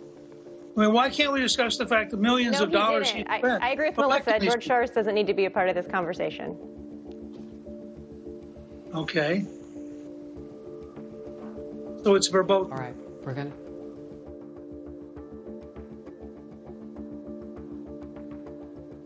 Okay, we're going to move on. A historic day. However, most people who are unaware of this will take the vaccine willingly. Vaccines are a business. The CDC is not a government agency. The CDC is a private company and it profits billions of dollars off of royalties from the vaccine patents. Bill Gates said getting into vaccines has been the best investment of his life. It has doubled his fortune from $50 billion to $100 billion in record time. Just like with Microsoft Windows and Microsoft Office, switching your business model from a one-time plan of a traditional medicine to an annual subscription, like a vaccine, is very profitable. But that's only a fraction of where the money is to be made from this fake pandemic. COVID-19 has hit all businesses hard. It's tough to sleep at night. You can think about it every second of the day. The fear constantly pushed by the media about COVID-19 is used to justify lockdowns. The lockdowns cause depression and suicide. Forced lockdowns close small businesses. Small businesses employ more than half of the population in America. Well, they did prior to 2020. During the first wave of lockdowns, many large corporations whose doors were allowed to stay open profited billions, while the combined total of all small businesses of hardworking citizens not only didn't make any money, they actually lost money. The same people who are championing the lockdowns are the ones profiting from them. This elite parasitic class is not only immune to the fake pandemic, they have been thriving on it. While during the same time, over 500 million people were pushed into poverty. That snowball has already started, and from 2021 through 2023, you'll see billionaires grabbing up failed businesses, apartment complexes, and homes for pennies on the dollar, just like they did for years at the beginning of the first Great Depression. All of this is going on around the world as a result of government-enforced lockdowns using a fake pandemic as their justification to get away with it. If you give someone in power the right to break the law during an emergency, then those wanting more power will always create an emergency to allow themselves to break the law. When you wear a mask, you show your compliance, and your compliance adds to the forced lockdown problem, and the next wave of lockdowns will crush the families of those who are barely holding on.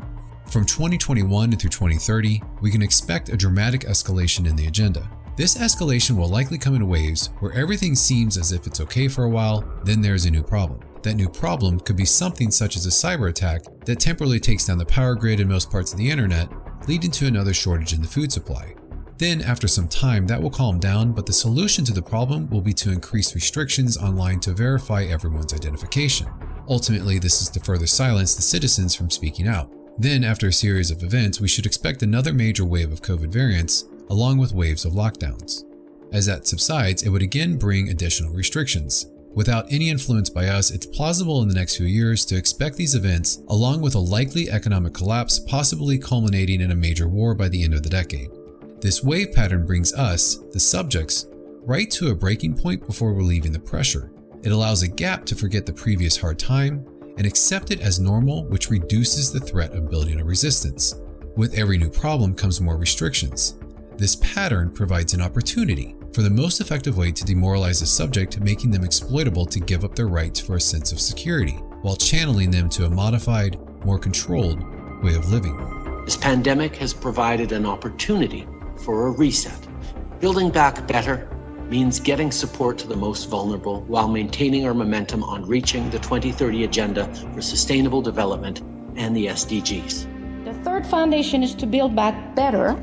To think that life can go on as it was before the plague, and it will not. This government will build back better.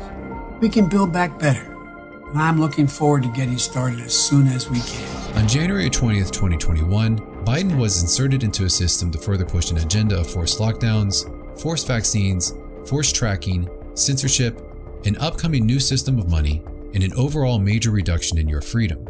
We actually should stop looking at it as a removal of freedom. What it really is government enforced pain. The substantial amount of science and evidence shows that this isn't a government that Americans elected. Even 30% of Democrats believe the election was stolen. Whether you voted for Trump or Biden, you should always encourage a fair and honest voting system. Without it, we easily invite tyranny, just like other countries that have used the same glitchy voting machines. In the future, maybe voting will be removed entirely, in a good way. In truth, even with an honest election, I don't have the right to choose who rules my neighbor. Nobody does. However, at this current time in our evolution, this is what we're working with.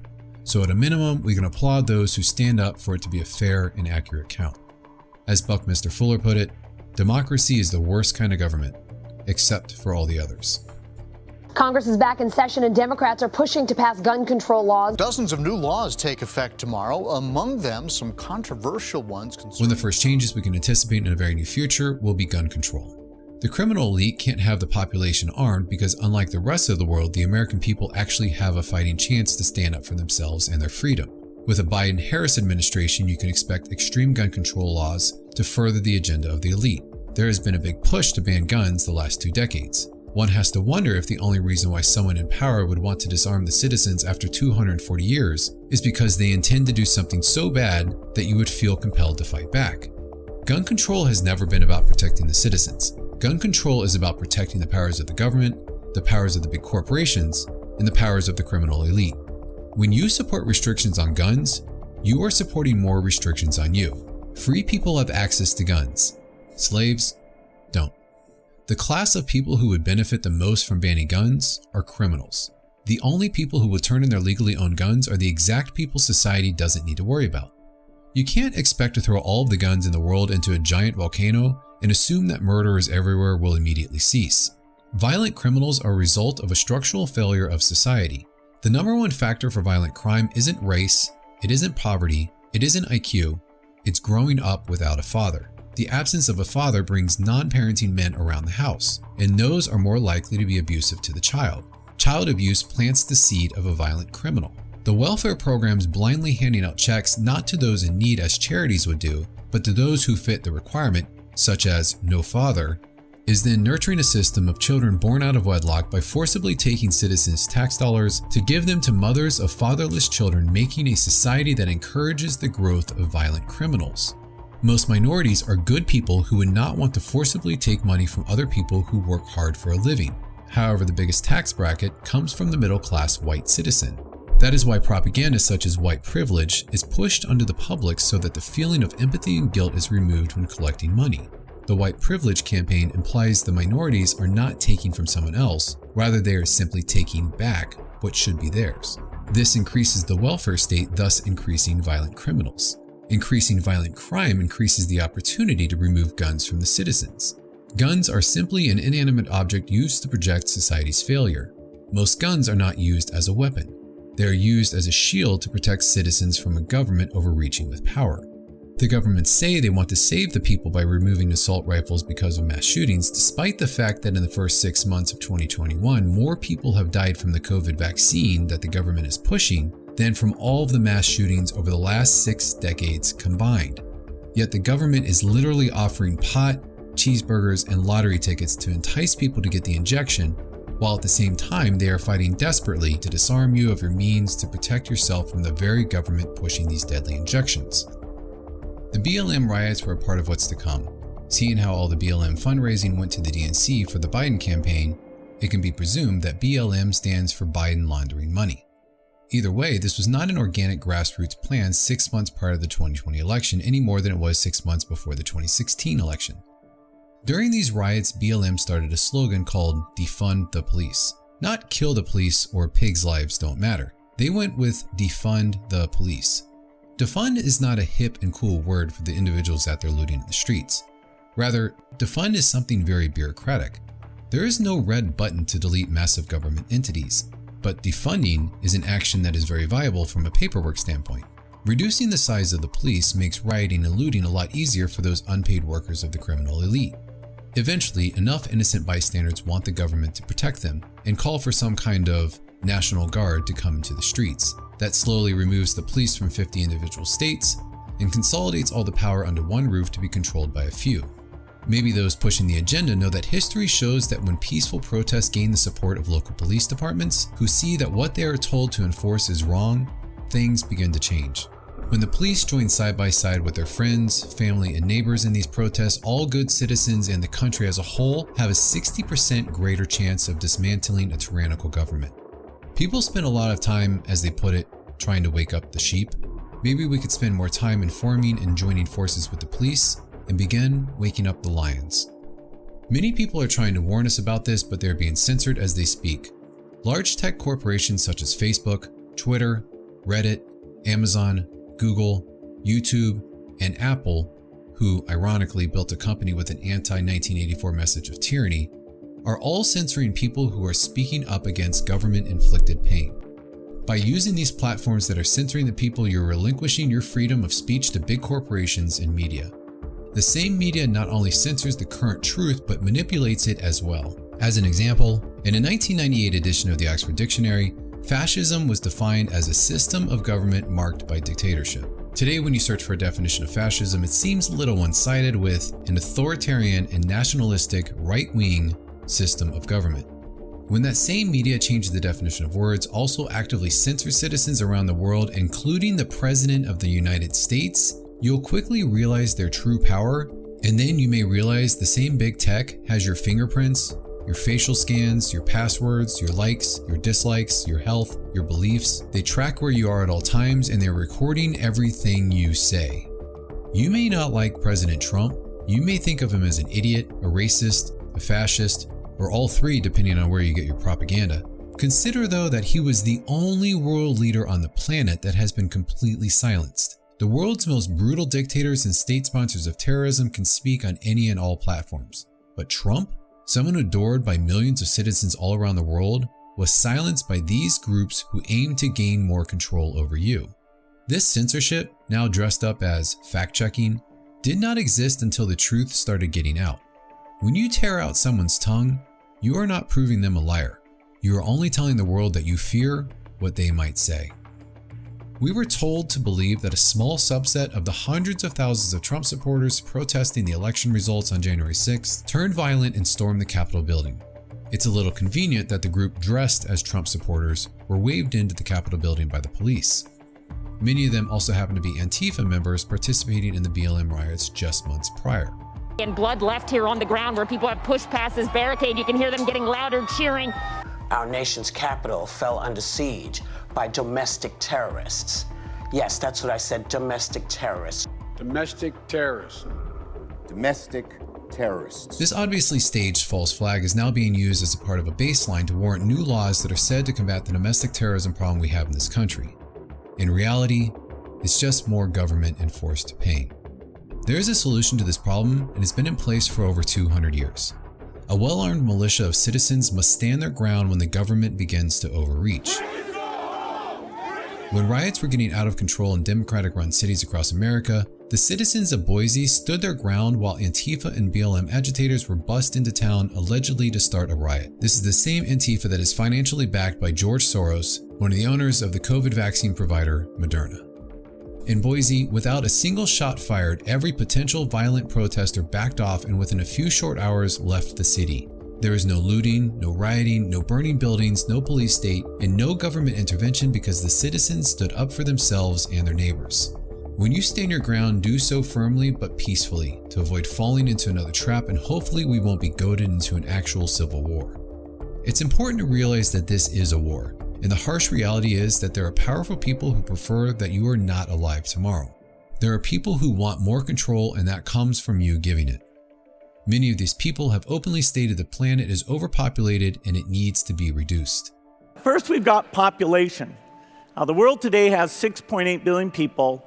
That's headed up to about 9 billion.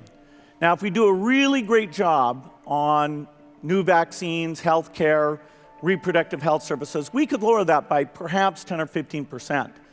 They have stated that when they have enough control, they can get the population down to what they believe is a more sustainable quantity of people.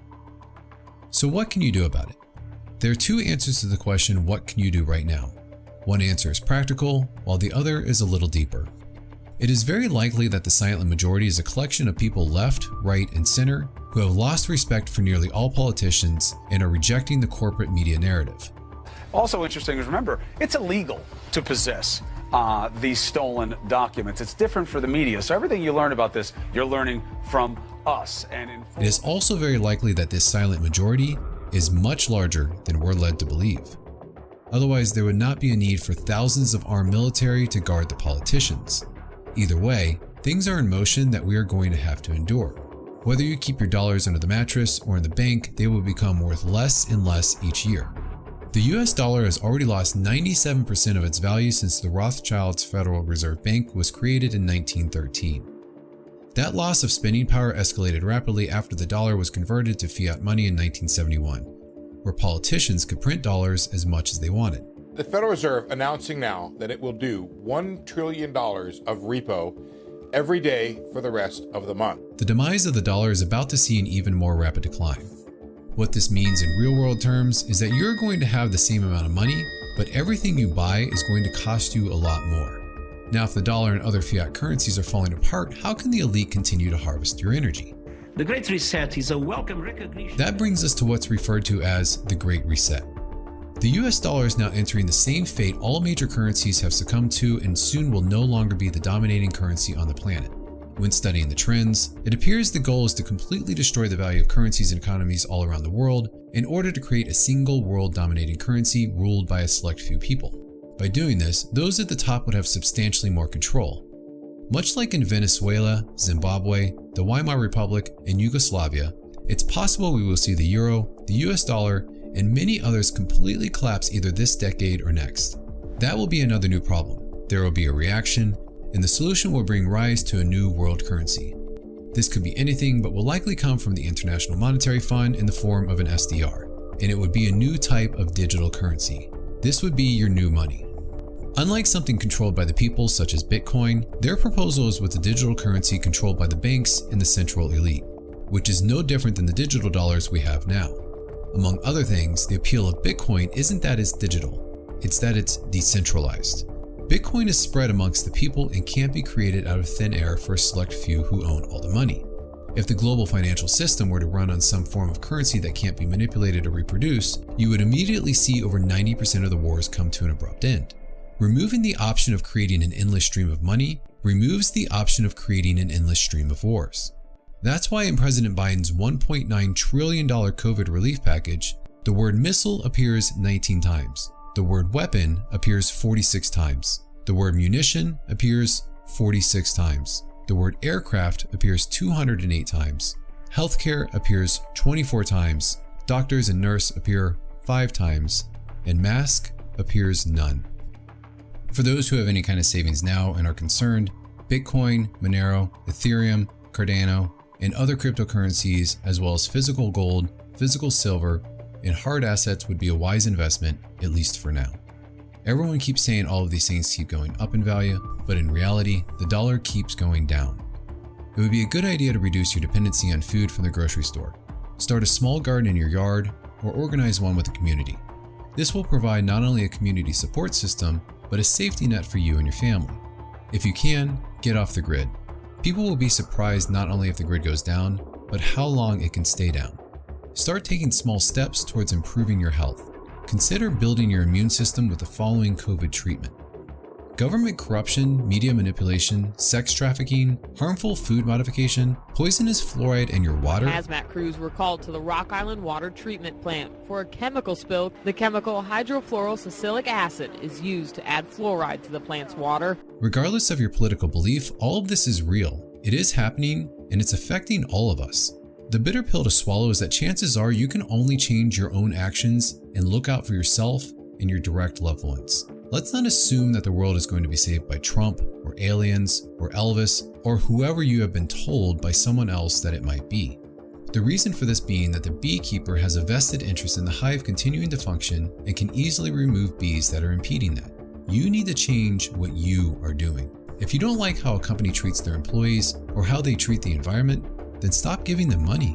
The more we support alternatives, the more alternatives we will have. The economies of the world run on feelings. That's because people spend money on things that make them feel good or take away pain. Where money flows, power flows. The more you're able to influence the emotions of people in the world, the more power you'll accumulate. People who believe in this fake pandemic are in an emotional state of fear. That emotion will drive their decisions to give their money and freedoms to the billionaires who exacerbated the problems in the first place. Voting in the electoral system has obviously become a sham, but you still vote with your dollars every single day. What you purchase and who you give your dollars to is your daily vote for how you want the world to be. If you don't like how Twitter and Facebook are censoring people you want to listen to, delete your account and stop using them. There are alternatives that welcome people to share ideas and think for themselves. Do you want corporations to stop spying on you? Change your Gmail account to a Proton Mail account. Ditch your Chrome browser for Brave. Highly recommended. It typed in the words Hillary Clinton, CRI. Google's autocomplete function automatically filled in Hillary Clinton crime bill and crisis. Do the same on Bing or Yahoo, you get Hillary Clinton criminal. You don't like how Google manipulates your search results? Use another search engine. DuckDuckGo or Quant.com are great alternatives to Google, especially if you want privacy and non-manipulated search results. Don't like how people are silenced on YouTube? Use one of the many other platforms besides YouTube. You'll find a lot more information on topics YouTube apparently doesn't want you to see. Better yet, pull away from all of these distractions and do something else. Until we start making changes in our own lives, and until we actively fight the information war and learn about all the processes we take for granted, the world will not change its current direction. That means being conscious about your consuming choices and being conscious about how you treat other people. This change in you will extend to those around you. Once you start making efforts to better yourself, then focus additional efforts on telling other people about the corporate media information war. Until that terrorist is removed, we will all continue fighting amongst ourselves while we are slowly being crushed and harvested. If you're inclined to be one who really stands up, then begin educating yourself now. Crowd psychology is a weapon. It's time we pick it up and start using it. Educate yourself on information such as The Crowd and Psychology of a Revolution by Gustave Le Bon. When the time comes, leaders will emerge, and it will be better to have multiple leaders across the country and the globe. That way, while going against the system, when one leader is removed, 3 will pop up in their place. If it comes to it, that will give us a chance, and now is the time to start preparing. Claims that he was brutally attacked because he was wearing a Make America Great hat again. As a result of how we've been programmed to attack each other, there's a lot of self-censorship of people who have truly good intentions. For those of you who realize your window of opportunity is closing quickly, speak your mind, speak it today, and speak it with compassion. Right now, people are scared and lost. They don't need to be yelled at. They need encouragement and inspiration. Be patient with them. Abruptly telling them a stark contrast is too great a leap in consciousness. Doing so would encourage further retreat rather than pulling them out of the darkness. When you struggle trying to explain something about COVID, mask, or vaccines to someone, they are not rejecting you, the data, or the logic. They are rejecting rejection.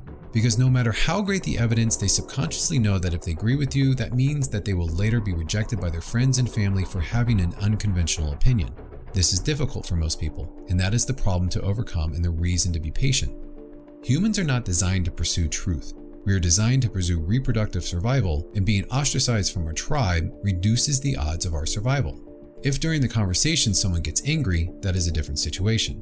The moment someone shows anger in a conversation is the exact same moment they ceased striving for the truth and have begun striving for themselves. Your information is opposing a belief they have linked to their personality, and that information is now a danger to their psyche, and they are no longer willing to accept it. When people switch the conversation to, "You're a racist," "You're just an anti-vaxxer," "I'm offended," or they get angry with you in any way, it's because deep down, they realize that you know what you're talking about. The natural reaction to this is to feel inferior, and the weakest type of people react to that which is in themselves with anger.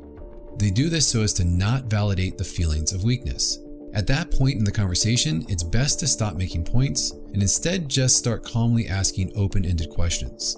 They may continue to be angry, but later on, the questions they can't answer will become the seeds that begin spreading their awareness to accept an alternate reality to their own. Your questions inspire them to learn. Instead of trying to convince them, let them discover the truth for themselves. More than any meme you can post, your actions will be the inspiration that most need to see. This takes courage because the greatest fear in the world is the opinion of others. The moment you are unafraid of the crowd is the moment you are no longer their slave. And yet another variant of COVID-19 has been detected in the UK. When we are told yet again some variant of COVID has arrived and we are required to do more lockdowns, give up more basic rights and freedoms, decimating the lives of people everywhere, simply ignore it. That's what citizens in other parts of the world are doing, and it's working. It's been said that when you lock people away who are sick, that is quarantine. But when you lock people away who are well, that is tyranny. If a law is unjust, it is the responsibility of the people to disobey that law. And wherever any form of government becomes destructive of these ends, it is the right of the people to alter or to abolish it and institute new government. When you hear the propaganda that you should wear a mask for other people, there is actually some truth to that, just not in the way you'd expect. You're not being told to wear a mask to protect them. You wear it to keep others conforming as well. By wearing a mask, you're reinstilling the groupthink mentality in those around you so they continue behaving the same. Rather, when you leave a store that is forcing you to wear a mask, politely telling them you'll simply shop somewhere else, and when you have the courage to walk around without one covering your face, then your courage inspires others to do the same. In the previous experiment, the naive subject stood alone against the group. In this variation, Ash gave the naive subject a partner, here seated in the third position, who also gives the correct response. 1, 2. The partnership variation shows that much of the power of the group came not merely from its numbers, but from the unanimity of its opposition. When that unanimity is punctured, the group's power is greatly reduced. When we're told to stay in our homes, don't go outside, and be fearful of everyone around us, if you feel that is unjust, then simply ignore them. Go outside, open your store, enjoy the sun, enjoy your right to live. Dissidence is walking away from a generally accepted theory or opinion from an official party. Social distancing sounds better than what we've been doing, since social distancing is nothing more than a politically correct term used to isolate us from one another.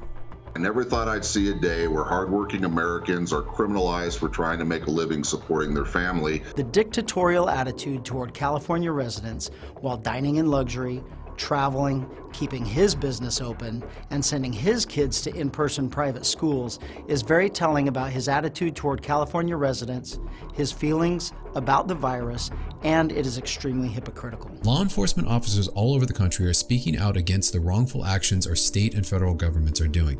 Many sheriffs have shown their courage to openly stand against the unlawful and unconstitutional mandates restricting the rights and freedoms of people across the land. They have shown they will ignore and disobey these oppressive mandates and won't comply with this government-enforced pain. They believe the men and women of this great nation are not incompetent and that we can choose to be afraid, stay home, and sleep, or we can choose to wake up, be with our family, our friends, and our loved ones. The last thing a tyrannical shadow government wants is for the people to peacefully ignore it, because the moment we begin to ignore them is the exact same moment it's been realized that we have all the power. Others only have the power you give them. Rights are not something bestowed to us by the government. You are born with them naturally. The government's role is to protect the freedom of the people, not to pretend to protect the people from themselves. A federal, state, or city government that believes that citizens are nothing more than weak children who can't think, manage, or experience life on their own is a government full of egos with a moral compass that is cracked at its foundation and needs replaced. The situation in this reality appears hopeless, because if we continue doing nothing, it is. You may not be any more interested in politics than I am, but this generation needs to pay attention to its politics so that the next generation can enjoy science, then the generation after that can enjoy music and art. It's likely that you, personally, are going to have to engage in this problem in some way. Hope is not a strategy. This situation we are all in has been crafted over generations by powerful people that are playing to win. Start by being mindful of the choices you make every day, inform other people, and talk with your local police officers. Unless we can win the information war while standing together to peacefully disobey, no greater victory will be coming for us. That's the practical advice. Harsh, but true. Now to take a hard turn to finish with a different message. For those of you looking for the deeper meaning in the longer term game, remember that everything happening right now is all very positive. A lot of people are going to struggle now and over the next many years. That is good because struggle equals growth, if we allow it to. We cannot control what happens to us, but we can always control how we react to it. Many of us have become complacent in life. You are here for a reason, and it wasn't to plug into Netflix all day. Part of that reason is to have experience and to grow as a being. People who get through this struggle in a positive way will be wiser, more humble, and in better spirits all around. The long-term bigger picture is that we don't want to continue to fight the old system. Using tactics of this current failing society to fight the same failing system may help win a battle here and there in the short term, but will get us nowhere in the long run. To make real change, we will need to build a new system that makes the existing system obsolete. With tools of automation rapidly coming, a system of self-governance would be an ideal start for a new society. One without our current colonial top-down structure that was born from a foundation of the military, rooted in money, power, and corruption, but rather use the structure of a horizontal society like the Iroquois thrived off of for far longer than America has been around. This horizontal society will not fare well in a war, but with a resource-based economy using artificial intelligence and automation, the likelihood of having a war decreases exponentially. For thousands of years, societies have been in a defensive posture preparing for war, and instead this shift would be an offensive posture of prolonging peace. Simply hoping for a better system to happen is not the route to take. Hope is wanting the state of the world currently to be something different, making hope by its very nature destructive. While this change is going to take place on its own, hoping for it is not the aim. The aim is accepting what currently is while making changes in yourself that align with the new system. When we stop hoping for a different world by trying to change other people, and instead focus on improving ourselves, we begin to see change happen for the better throughout the world through our actions. You will accomplish far more in this world by being a better person rather than forcing someone else to reform. It's rare for one person to change the world, but not so rare for one person to pass along the message that can change it. Your positive growth becomes that message of change for others. Learning to accept the state of the world now is a big step for your growth. If you're having trouble with the fake pandemic, you're going to have a terrible time with the upcoming global economic collapse, the likely major online cyber attack, and potentially new tyrannical world government. A more harmonized and balanced system will eventually happen, but first, the mindset of humanity will go through a paradigm shift. When learning to accept our current reality, it helps to understand that what we call evil is not bad. We are currently in a universe of duality. Everything has a natural opposite in order for it to exist. The idea of righteousness and evil or good and bad are human concepts. They are not universal. Evil is not good or bad any more than the negative side of a battery. Without a positive and a negative on a battery, you get no charge. Nothing will happen. Good and evil are simply both necessary for us to feel different experiences. You cannot have good without bad any more than you can have up without down. Without darkness in our life, we could not see how bright we can become. Without ever having experienced frustration, we would have never smashed a coconut onto a rock, and we'd still be clawing at it with our fingers. Without this struggle today, you would not learn how incredible you are tomorrow. Right now, we are all falling very far towards the edge of darkness, and we are resisting it. Many of us will fall deeper with fear and anxiety, while others will swing hard to the other extreme of willful ignorance and malice. When you learn to experience both from the center, when we accept and become grateful for the evil in the world in the same way we are grateful for the good, then we are no longer resisting and we begin to find peace. Improving yourself is the first step. The so-called evil is going to be there regardless, if only it were as simple as removing a small group of people from the world for the darkness to dissolve. From experiments with the Global Consciousness Project and the Schumann Resonance, we've learned that our thoughts, feelings, and information coming from our individual bodies are intimately connected to one another throughout the world. Yet so many of us are feeling a disconnection right now. Whether you are religious, spiritual, agnostic, or however you see yourself, we can all agree there's a feeling of so-called evil prevailing in the ether of the winds. It flows through the anger, the fear, and the despair radiating off nearly every single body right now. You can feel it just going to pick up your groceries. But the hub of this fear is not in some distant, unknown ivory tower. The line between good and evil cuts through the heart of every human being. The hopelessness, the trepidation, it creates a darkness that vibrates inside of us. That darkness has been sweeping broadly and severing connections. But all of the darkness in the world cannot overcome the light of a single candle. You are the one that will make the difference. What you do will affect the world. Be that candle whose light extends far beyond the required 6 feet. Be the light that lifts the spirits of those around you. The easiest way to pick yourself up is to lend your hand to someone else in need. Start with a simple step today. If you can, buy the groceries of the person in front of you. Send food or a small gift to someone, even a stranger, who needs it even more than you do right now. Recognize the things you do have and feel gratitude for them no matter how small they seem. For decades, we have been bombarded with negativity. As a result, we are in our current situation because the state of this planet is a reflection of our collective thoughts. So talk with others about what's really happening and begin to make the changes within yourself to be the light shining in today's darkness. If this message resonates with you, then share it with those you care about the same way someone shared it with you. Our world is what we make of it, and this is our time to make the change. The hand of fear has been placed on our back, but we still choose the path we take.